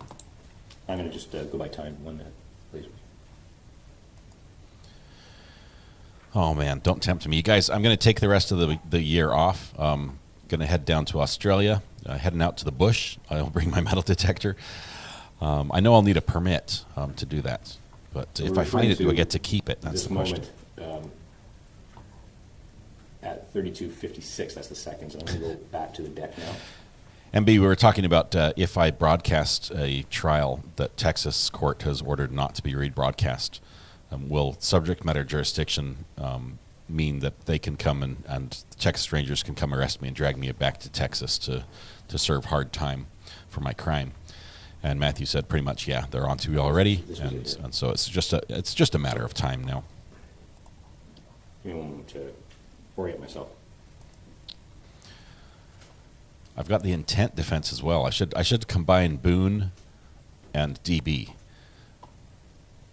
Boone and Brooks will be my combined defense.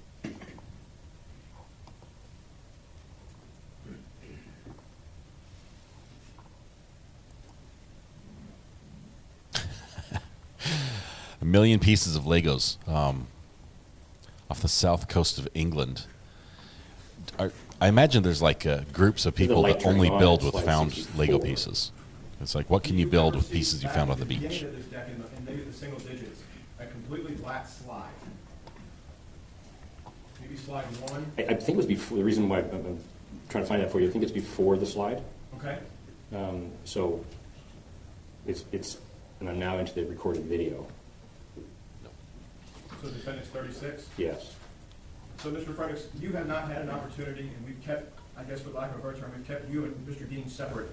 When you came in town yesterday, correct? Yes. Mr. Dean arrived at our office when you came through on your way to the hotel. You two have never spoken on this case. Correct. We kept you isolated from his testimony today. Hey, Debbie, I'm going to show you some of my other rings I found. Just 1 minute, I'll get them. If Officer Dean says at some point he had a momentary on flashlight in his left hand and slipped or turned it off by accident right before this incident took place, near the time of the deep breath, did you see in your deck as you were examining this a slide that went almost black in that area? One of the lights goes out, yes. And seeing an object in the silhouette of the individual's hands That's inside amazing. the residence, when you're in your defendant's 40 and the slides around 50 to 56, you and Mr. Dean never spoke about how he observed or if he did observe a weapon in the individual's hands, did they? I've never spoken to Mr. Dean. I've never heard him talk. You've never read any police reports or anything else like that? No. Can the human eye perceive out there, given that lighting conditions based on your training experience, would you expect the human eye to be able to perceive more things than what this camera captured that night? In general terms, the human eye can see quite a bit more than this camera. But See you in the morning, I can't Maureen. say Thanks what for being Mr. here. Dean could have perceived. I couldn't know. But in general, the human eye can see more than this camera. This camera is not designed to see as well as the human eye. Even if Fort Worth had made the decision to spend the money to bring the best evidence to the triers of fact, such as this jury, and had it the highest resolution, would you still be able to discern everything out there on a night like this, given what this captures? No, I mean, even if they had used the high definition recording, it would have provided a lot more information. But it's still not designed to replicate the human eye. There are certain cameras, like for instance, the camera behind Judge. If you can see it, it's got little white dots around the edges. Those are infrared illuminators. So if we Why do turn they have on an every light in this infrared room, illuminator that in the would courtroom? become sensitive, and those lights would actually be initiated. We can't see them. Unless They're there's a outside of our security room. You camera, see- maybe. You kind of see a red glow a little bit, but what would actually happen was it would throw a beam of photon energy outside of the color spectrum, and the camera would record it. And so it would record reflection, and we would see everybody. In black and white. Fairly clearly, that's at least within the jury distance to the camera. Some body-worn video systems switch like that, so they would see more than the human eye would see in very, very dark conditions, but not this one. Thank you, Your Honor. Pass the witness. Let's take a break before we do cross-examination. Okay, see you in a few minutes. Please.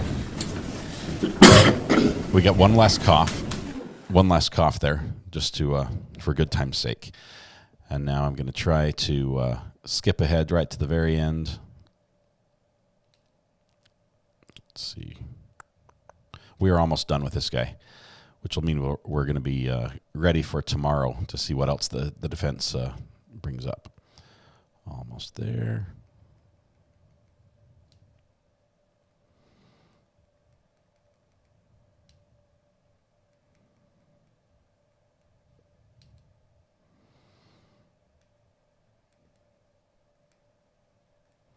Still scrolling. Let's see if this is it. Correct. There would be, well, keep in mind that the camera is. So here we have some cross. Hopefully that'll oversaturated. get a little more So interesting. he's not going to experience the light as bright as what we're seeing it, or the perception of brightness, right?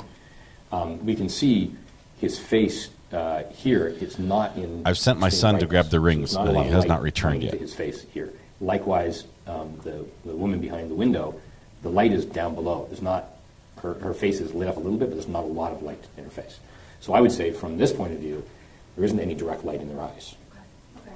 And you said earlier, we were talking about, let's go down to 50. I'm sorry. That's okay. 54, now let's go to 55. And 56. Okay, we're going to and go also, side by see side all here of just for a these, minute. when we're Hang on. looking at the window, we can see the window panes, correct? Yes. Okay. And that's going to obstruct the view in some way. No way for you to tell the jury exactly in what way. The view of the camera, or the view of. The view from the defendant's standpoint. Okay, so Yes, so here are the I can't rings really- I right can't here, really say. Debbie. Yeah. And State Exhibit 55 and 56, you mentioned earlier that there was a These dark are object these are in some her older hand. rings. Let me Correct? turn around Can you here. not tell us what it is that right? I'm not familiar with State's Exhibit 55 I'm and sorry. 56. The slides 50 through 56 on Defense Exhibit 40. Okay. This exhibit we're looking at right now. Yes. Yes. On 50 through, I have 50 through 56. You correct So me those if I'm those are wrong. some of the older rings. They're You not said that pretty. there Most was of them a had dark gold object in plating her that hand. has Is that worn off, right? That's right. or Okay. fake And little we're gems looking in at them or something. 56, But and we I've can got a couple see- more of showed these me earlier her little left ropes of hand, rings her as left well. arm, rather, upper arm. Can you show that to us? Yes. So I'm going. It's easiest to see it on 54, 55, 56. You can see kind of that motion. Okay. And let me ask you this while we're looking at that. So if you'll show us now her left arm. Yes, I'm pointing to the left shoulder. We're almost and done, going Josh. down to We've just got a approximately few left minutes elbow, left. And then left forearm. And you're going back and forth between those different slides. Can you tell us what the time is between those? You said that earlier, but I didn't- 33 milliseconds. Yes, the SovSit upgrade 33 is only available via YouTube course. Can you give us a reference to what that would be? It's sort of like a Second? Yes. it's sort of like an Yeah, educate so, yourself type if you system, but there are have some 3 videos minutes to help times you along the 3 way. thirds, It's about 100 milliseconds, so it's a tenth of a second. The experts Faster than that, are currently right? residing in Fast as prison, second. It's so much faster than the videos are through a telephone visitation system. Video terms, it's different. But they've just got it's- solid it's a tenth of a information second. for you. So, it's shorter quick. than a second. Yes, 1/10 of a second. Okay. And so when you're breaking it down through these 1,000th of a second, am I saying that right? Yes, I mean, I can calculate. I had a 3 friend images who did work in a funeral within home. A thousandth of a second to say it's He was 100 the milliseconds. on-call for Here's an image that starts at moment pickups. 1, 33 milliseconds, 33 and a third milliseconds later, moment 2. Why do you need and somebody, 33 milliseconds Matthew, later, or are moment you 3. soon going to need Those 3 someone? images occur in 100 milliseconds. And so for purposes of what your evaluation, you broke this down so that we can see each single image. Correct. That is not how the eye perceives things, correct? Correct. It is going much, at this point, you are slowing it down for us to see each single image, or capturing it, let's say, in each single image. Well, I'm not slowing anything down. I'm displaying an image, and we can look at it for an hour, or we can look at it very quickly. So I got to be careful that I don't want to give the jury the impression that I am playing it back at a given speed. Well, that's why I guess when I asked, I said capturing the image. I mean, you're capturing an image and we're showing it. That is different than the perception of what the human eye sees. Yeah, this same mic has been passed from And infected so- person to infected person. You said earlier also that this perspective that we're looking at here, it's from his shoulder or wherever the body camera is affixed. Were you given that information of exactly where it was affixed? No, it's a common placement. I can Pauline, this see is the last one for today, and left he's about chin done. We're very is close to slightly being lower, done for the day. Usually the cameras would be around the shoulder area. They're often on the chest, sometimes they're on the duty belt, but this is clearly in that left shoulder area. Matthew Harris is looking for Can you tell us on Defense Exhibit 40, all of these different looking for signs, a, do you see any lights from an expert inside testimony on of the something. room coming out? I do Isn't not- isn't there a movie about this, Matthew? Can you tell me I mean, the if slides you that stop, we're looking at can you bring them with you on 55, vacation one last 55, time, just to get a few pictures of them at the which beach, particular things like that? slide, the shot? I'm pretty sure there's a movie Yes, that this is and the let me- plot line Let me go to. back to answer that question. You asked me if I see any lights coming outside, from inside the room. Well, there's reflection. So a reflection is different from you referencing a light. You're asking if a light source or if light is penetrating the window. My question, thank you for correcting me, is there an original source of light coming from the inside out, or is it reflection we're seeing? We're seeing reflection, Okay? yes. So now going to. That's it, my Debbie. question Weekend at regarding, Bernie's. Tell me which particular slide within Defense Exhibit 40 shows the shot. I haven't seen it, but I'm pretty sure that's what the plot line was. So it would be between 63 and 64, the shot would be fired. And is that what we're seeing? You've got 63 and then 64. Yes, this is 63, then 64, and there's, you can see the light rail on the rail of the weapon as the weapon's responding to being fired. That's the recoil. Katrina, isn't a Viking funeral basically you load the body on a boat full of wood, you set it adrift, and just let it burn out of the ocean? 61. What is that? What's what? What is 60? I do not have a dog. We have the two different. Why is it look? Had one as a kid, but I described this haven't had one as an a adult. blur. What are we looking at here? Wait, let me go. I'll go back, and then I'll come forward to help Okay. orient myself. Sure. Yeah. So what we're seeing. This witness knows that his time on the stand is about up, that and he's trying to camera drag it out is to get the next panning hour to of the billing, right, which means because I think that he rounds up the to the next shoulder hour. is moving in that direction. And then it's picking up speed. We can see that motion blur up on top. That's actually, pardon me, this is the motion blur of the flashlight there. Oh, yeah, And you have to shoot a the little arrow. blur from the camera movement. The flaming arrow into the boat. That's a requirement. Yes. And hopefully you don't miss, before it goes out of range. Where Atatiana's hands are in those slides, sir. Let me go back. Starting at 50. I can See you, Chandra. Hopefully we'll the see you tomorrow. hand close to Have a the great window. night. That's the right hand. There's, yes. Can I ask you a question about that? How are you able to see that that is a hand close to the window versus it's in view and the other hand is not? Because of the illumination. So we see the right arm, left arm, and right arm. They're a little bit further back from the window. They're a little bit darker skin tone reflecting off of the light. But the hand, which is at the extension of the arm, which is at about... Hang on, the hand's sternum connected to level, is the hand bone's illuminated connected to the more arm, but directly yeah, than the he's left. right. He's right. And how So it's can you- closer. Okay, and how can you tell that in 51, where is the other arm? Are we able to see it in 51? No, but again, I'm not making these observations in isolation of a single image. I have to get the reference. So we know what I've described what we're looking at here, and as I go forward, that object stays in that rough position, and it's independent of these lights and independent of motion. Debbie, it's So mostly because not I'm a bad moving. parent. And when the camera is moving and everything's in blur, then it's in blur. These flashlights are moving, and their motion blur is different. So in other words, the hand is staying relatively at that position. I'm not sure if we count that as a Forward cough now, or not. we can see it. This is the reflection of the flashlight off the hand. And now we can see at 55, we can see the left arm. And although there's illumination there and the neck area and the right shoulder, it's brighter and it's closer to the window. And it's in between the window and the sternum. So the hand's not down by the side. The hand is there. There's no other objects.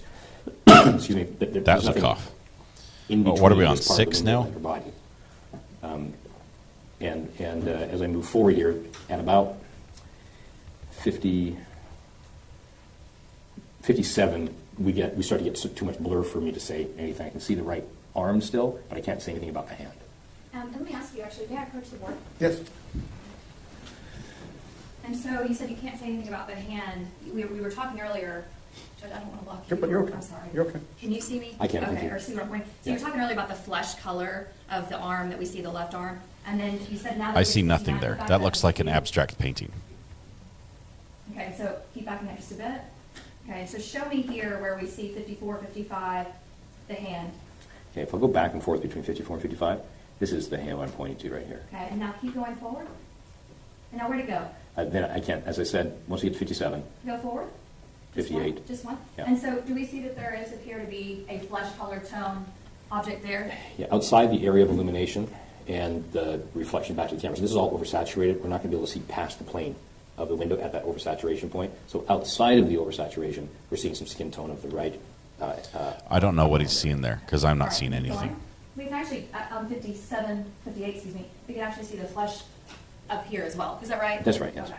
So that would be probably where her, at least her upper torso face would have been. Well, I can see the crew neck of the, and I'm describing it as a crew neck because it looks like it's circular. I've got good kids. All right.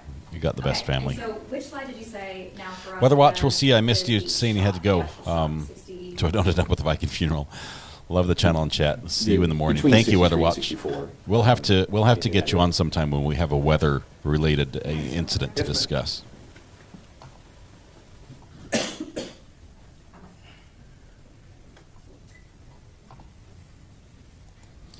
Okay, I Now think can we go to I think she's almost done. She's just about ready to wrap here. 43 and 44, I believe. I don't know, 44, yeah. Well, one of us was a pro, and I will tell you, I married up. 43 is the So audio, yes. Mrs. R.A. is.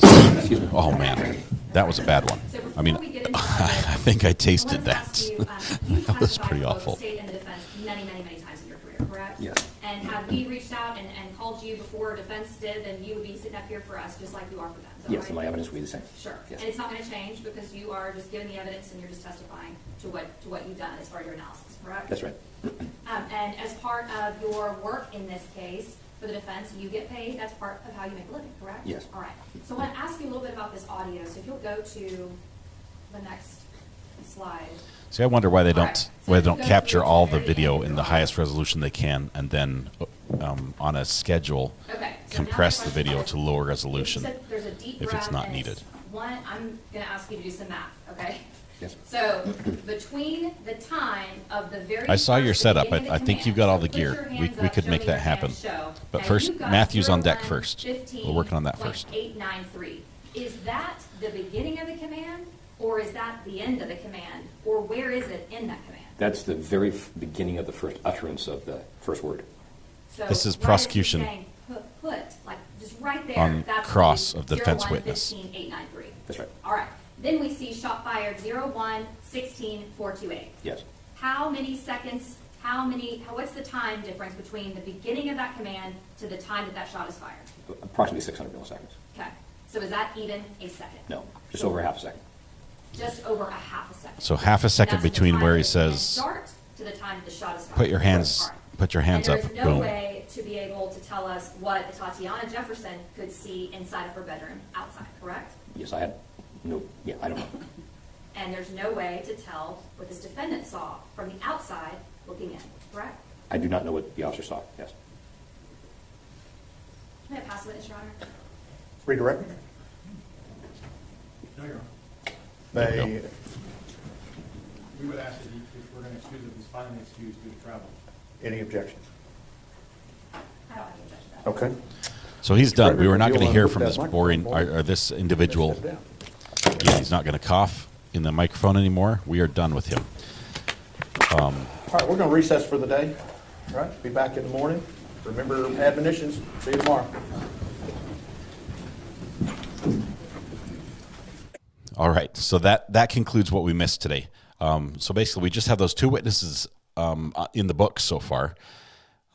Just it astounds me that just a couple things on the testimony from. Here, I can go this way. You can see me.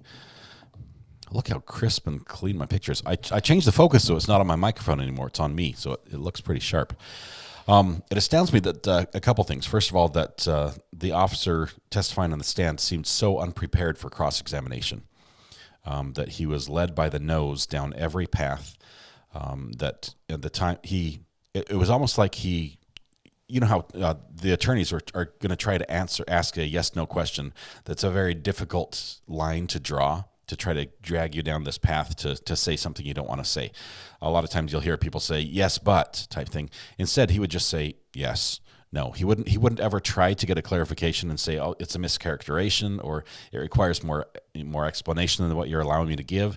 He wouldn't try to get that in, even though the attorney could object and say, hey, direct him to answer the question. He can do that on cross. There was none of that. And then when cross came around, they didn't fix it.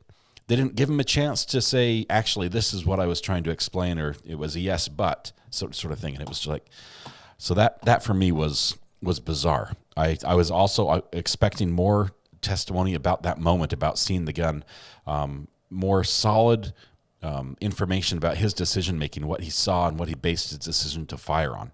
And instead, it was weaker than I had expected. He was just saying, I just saw the silhouette and the barrel of a gun pointed at me. And so I shot.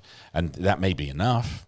May be enough in the jury's mind to say, okay, the gun was pointed at him. It was self-defense. It only takes one, for that to be enough on. But it seemed very weak. It seemed very shaky. And then on cross, just to fold the way he did was awful. It was uncomfortable for everybody, Katrina. We're just like, make it end. It's painful. We feel bad for him. Let's see, coughs are triggering me. I spent a week hospitalized with RSV and was dreadfully ill. Sherry, that is no fun. I've been sick before and thought, well, this is it. This is what's going to do me in, and it's not a pleasant thought. I'm sorry you had to go through that. I'm glad you're feeling better now. Thanks for being here. Let's see. I was there. You want to know? Yep. I was there. What do you want to know other than the video shows?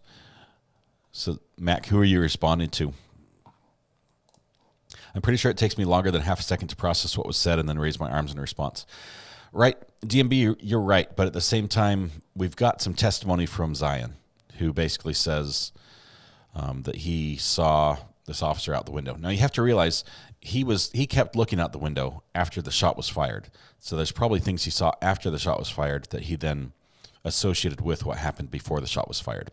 So it's possible that he didn't see the badge and recognize that it was a police officer, or maybe even two police officers in the yard until after, and then he assembled that information in his head. But he did say that he saw the police officer. They had a flashlight, and the badge was there, and it was the guy police officer that shot, not the girl.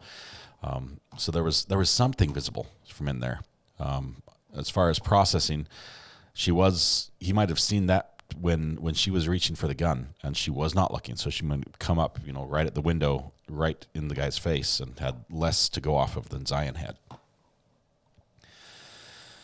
Let's see. Did they just turn the lights out on him? They did. They basically kicked him out of court and said, "Look, we are bored to death. We're all going to go home now, and you can leave, and please don't come back." Debbie says, "You wanted to show more rings, Debbie? I just showed the rings. Here, let me do it on this camera. It's like Christmas time. But this is just a handful of rings that I found. Some metal detecting. Most of them had gold plating on that's come off over the years or was stripped off chemically. Some of them I think I acquired from somebody else who had already stripped them chemically. But just a ton of rings. I find a ton of those. These ones are all worthless. They're basically copper, so I guess they're not worthless, but not precious metal. Can they do lesser charges, or is it murder or nothing? Says CG in Texas. I don't think they can do lesser charges on this one. Unless they're going for like dereliction of duty, or I don't know. It might be hard to prove anything else. I think the public would be outraged if they did not try him on this. There are some undertones that might be viewed as very racial in this trial. I believe we have an all-white. I think we have an all-white jury. We have a white police officer who shot a black woman. So there's a story there that is being portrayed that way, whether or not race had a factor in it. And I don't think it did. I don't think the officer who fired had any idea what race was involved. But there's an issue there, and I think if this officer was not charged, it would be more of an issue publicly, maybe nationwide. But so they're going to push this. I think he is going to get off. I think it's going to be not guilty or hung jury, and then because of that, you're going to, the state can say we tried, we attempted, and the jury found him not guilty, which. Then it goes on to a civil suit. And correct me if I'm wrong, Matthew, but I believe the bar for a civil suit for finding culpability, whether it's the city or something else, the police agency or him individually, it's lower than in a criminal suit. And so he may be found not guilty criminally and still be found liable civilly. That's my understanding on that one. How long does it take to compile a found rope loop like that? AJ, that's just some paracord. I didn't actually make the rope, but the rings, I tend to find a ring about every 2 hours when I'm metal detecting. That's on average, I think. They're everywhere. It's like finding arrowheads in old Indian ground. They're all over the place. You just have to start looking with a metal detector. Did the other guy have a gun or not? High-speed drifter, yes. The homeowner, or I guess the babysitter. I don't think she was the homeowner. She was the aunt, or I guess the daughter of the homeowner, the adult daughter. She did have a firearm. and there is testimony from the child who was inside that witnessed the shooting that she had raised it at the window. There's other testimony from that same child that she had not raised it. And the police officer says she had raised the gun at him. It's just a question of how quickly it was, show me your hands, put up your hands, boom, type thing. And then the behavior afterwards that also makes him look bad. Could the DA plea for a lesser verdict? Debbie, I don't know what it would be, because I don't think they'd go with manslaughter. I'm Lord of the Rings. Yeah, the woman had a gun. I understand what you were talking about, High Speed Drifter. Good question. J Kid, thanks for catching me on a live. I'm surprised they chose an all-white jury. I was not here for jury selection, so I don't know how that went down. But a lot of jury selection is randomized. The order in which you are seated is not intentional. They don't look at people and say, okay, we want the first 75 people to be white, and then after that we want Hispanics, and then they don't do that. But you're supposed to have just a representation across the board of people who are registered voters type thing in the area, who are potential jurors, and they call them in a random order and sit them, and then as they pull each one up, you have the ability to strike for cause or just a preemptive strike to excuse somebody if you think they're not going to be a good witness. Well, if the first 15 people don't have any reason to strike him, and you don't strike him for or with a preemptive strike, you've got your jury. You've got the people selected, and whatever the race is of the people who made that cut, that's what you get. And so in this case, I believe it's all white. And it's not intentional. It's not we would like an all white jury on this. You definitely don't get to decide the race of your jurors that way, and they shouldn't. They really shouldn't be making decisions based on race, or based solely on race. I should say that. Much lower bar. Yes, there could be lesser included offenses. Manslaughter and negligent homicide come to mind, but I think they were going for intent, right? Manslaughter doesn't have the intent side. So I think they went for the lowest they could with intent. Am I wrong on that, Matthew? And if they could they go for a lesser charge right now? Because I don't believe negligent. I don't believe that the element of negligence was there. I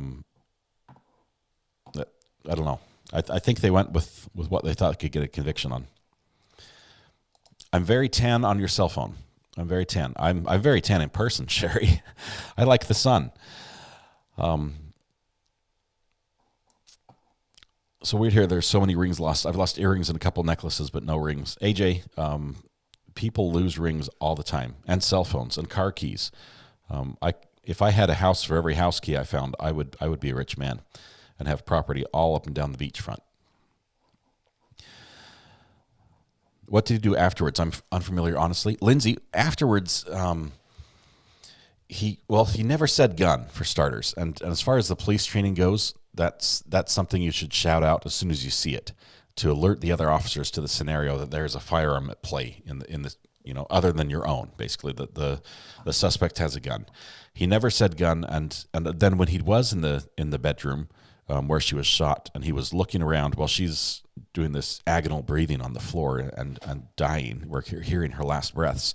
He's looking around the room, and then he gives like this, thank goodness there's a gun type thing. Oh, firearm. Oh, there's a firearm. Good type thing, which almost was, it comes across the way the prosecution portrays it is like, thank goodness there's a firearm. That justifies the shooting type thing, which would mean that that's the first time he saw it, which would mean that he wasn't, threatened through the window. Maybe he was just surprised and pulled the trigger when he shouldn't have. But he also didn't offer aid until the other officers showed up. And I know he was not paramedic trained. I think he'd already testified, or his partner testified, that he was not paramedic trained. But he does have basic first aid. And there were things he could have done in that time, in that minute, before he did anything, that would have made him look better. But I don't have much problem with how he entered the house and what ran back there to that room, how quickly they cleared the house. That for me is not a big sticking issue. Or the fact that even that they didn't announce, because that was protocol. but it's the afterwards, how he was in that room and not taking action and what we do hear him verbalize on the camera is, I think that's more of an issue. If he's found guilty, can they also do a civil suit? Yes, for sure, Patricia. And they'll probably name other entities in addition to him. They would probably name the police station and maybe even the city because the funding for police station is tied that way. And there could be, I mean, I think they could name the firearm company. I mean, they can try to sue everybody and see what sticks. So Glock might be included in that.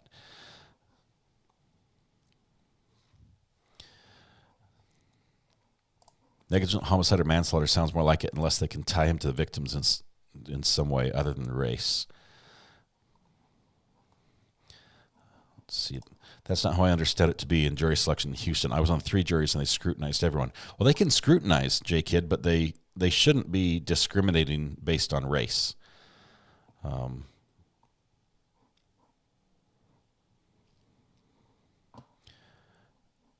Of course, if they use a preemptive strike, they don't need to say why they're striking someone. But I don't know how many preemptives they're given, how many strikes they're given. Professor Phil Bell says, Recovery Addict, thanks for your commentary. I think that's what it was. See you next stream, hopefully. Well, thank you for being here, and I might just take you up on that metal detecting in the bush of Australia offer. That sounds amazing. My dog's racing around like a maniac in response to your rings that sound like a bell. Sorry, Sherry. Shooting in someone's house at the very least is negligent. I think negligence would come in if they struck someone or missed his initial target and struck something else or someone else in there. I think that would be easier to get a negligence conviction on. Is it a predominantly white area? I live in an area and I would think it to be difficult to having anything other than the white jury. I believe I don't know the racial makeup of the area. People lose a single key? Yes. The reason why, AJ, is because they're headed to the beach and they don't want a pocket full of keys. And they're like, I'll just take the house key that we need to get back in our rental home. And then they lose it on the beach. And I don't know how they get back in their rental home. But I find a lot of single keys. How many more witnesses? Debbie, I have not heard from the defense how many they're going to have. I don't even know the time frame. We do anticipate they're going to finish this week, obviously. I think it's going to be fairly quickly, maybe even tomorrow. It just depends who else they bring in, who else they want to have testify. They can charge for an intentional crime, and the jury can consider a lesser included offense. But what's the list of lessers? Is there like all these other options that are also available? The jury can't go any higher, though. They can't upgrade to say this was capital type thing. I think there would be a lot of engagement rings out there. A couple has a fight and she throws it at him. You always see that in the movies. MB, I was actually asked to do a search for an engagement ring that was a $30,000 engagement ring that a couple got. They were on a boat in a lake. And there's a little tiny cove where people would, dock the boats next to each other. It's like a little party cove.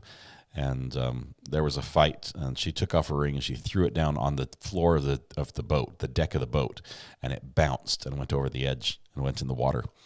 And it's a lot of money in that little throw.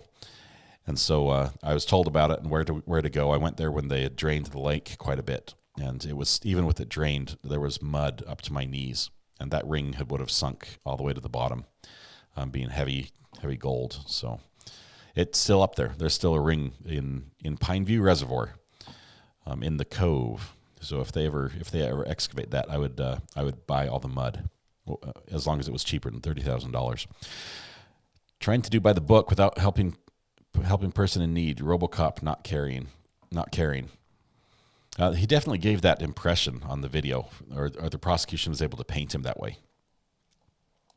Why were the police there, says High Speed Drifter? Because the neighbor across the street, who sort of watches out for the neighborhood, had noticed that their doors, their front and their side doors, which were both visible from his property, had been open. The screen doors were closed, but they were both open, and it was now 2:30 in the morning. They were still open. So he was concerned, and he called the police to have them check on this open building. The police code or protocol for responding to that is to treat it as a potentially burglary in process. And so they go there quietly. They don't announce. They peek around. They look around. They sort of follow the protocol all up until someone got shot, and that's where it went downhill. Franco, good to have you here. Hello. Good evening. Let's see.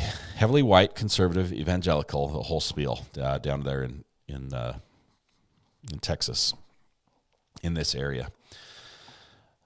Not getting political, just breaking down the demographics there. Yeah, that's the situation. That would be why we've got an all-white jury, or that would be a contributor to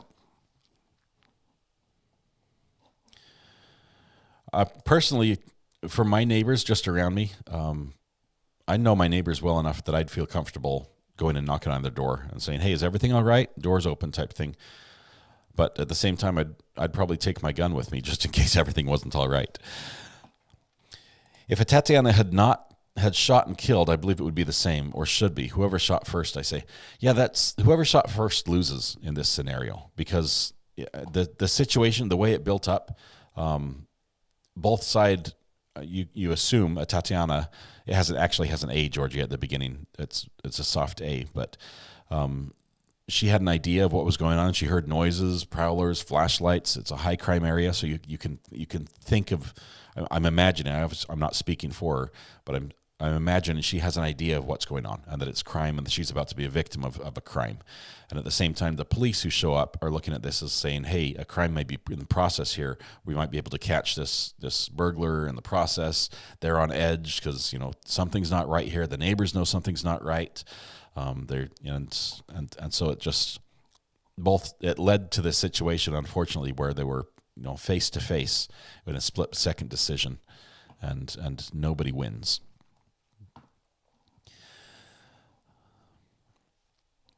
Let's see. Wow, did you focus your camera? Yes.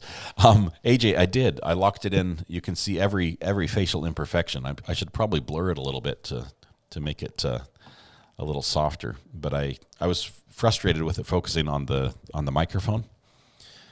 And so I locked in the focus. But now when I hold up my mug in front of the screen, it doesn't focus on the mug. So it's a trade-off. Recovery Addict, did you notice what looked like matching wedding bands in the rings you sent me? Yes, Debbie, I did notice those. I'm glad you noticed as well. Which fingers do you wear them on? I still need a picture of you wearing all those rings. Recovery Addict, it feels like you're talking to me when you answer my question and look straight into the camera. Well, MB, I am talking to you. Right now, I'm talking to you. I like to do that occasionally. I like to also keep reading chat, so I'm not, my chat is over this way, and my screen to see myself is over this way. So if I'm looking this way, I'm watching the screen, and if I'm looking this way, I'm reading chat.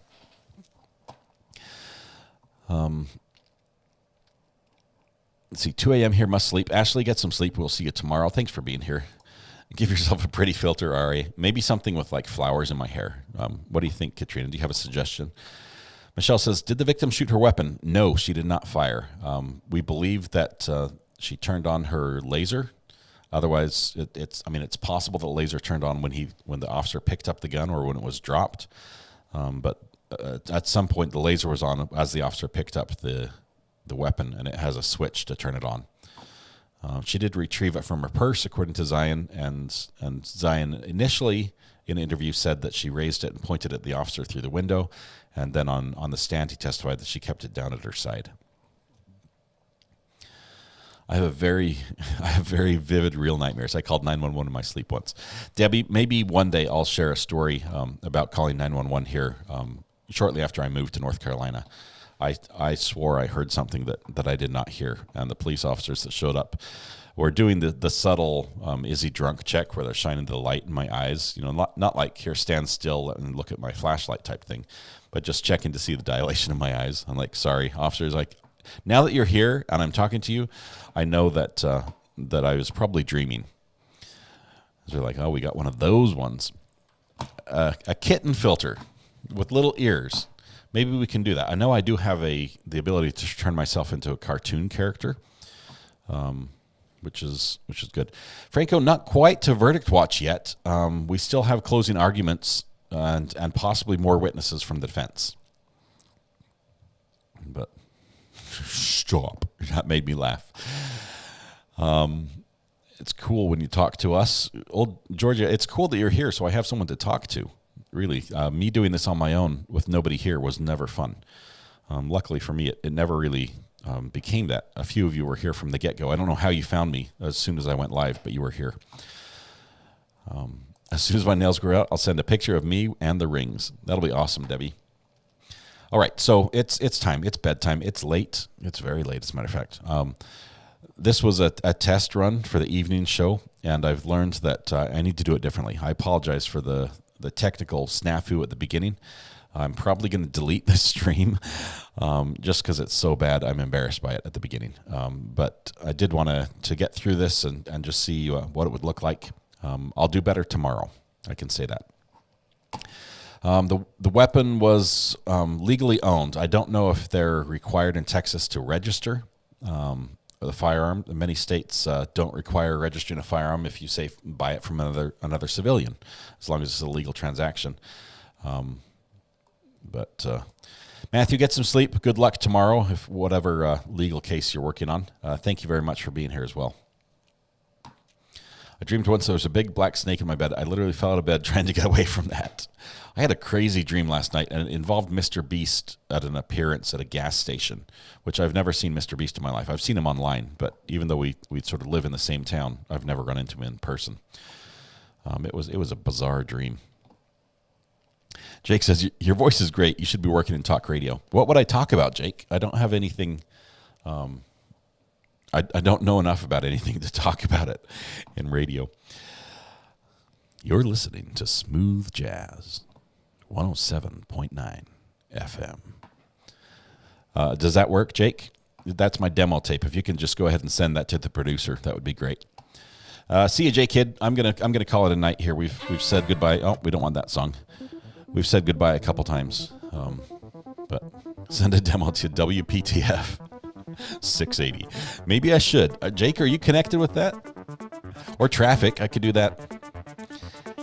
Yeah, as we look up and down the I-5, we've got traffic a little heavier than usual this hour. Yeah. See you. Good night. Thank you. You guys are amazing. My voice is ASMR. Hey, I'm glad I can be that for you. All right, we're gonna do this again in the morning. We'll have more of this same case. Hopefully, a much more entertaining, or at least listenable witness to fill our time. But until then, have a good night. Give a hug to everybody you love. Smile at somebody. Make their day just a little bit better. And please stay safe. Stay safe until I go live again tomorrow morning, 9 a.m. Eastern. We'll do it all over again. Thanks, guys. Have a good night.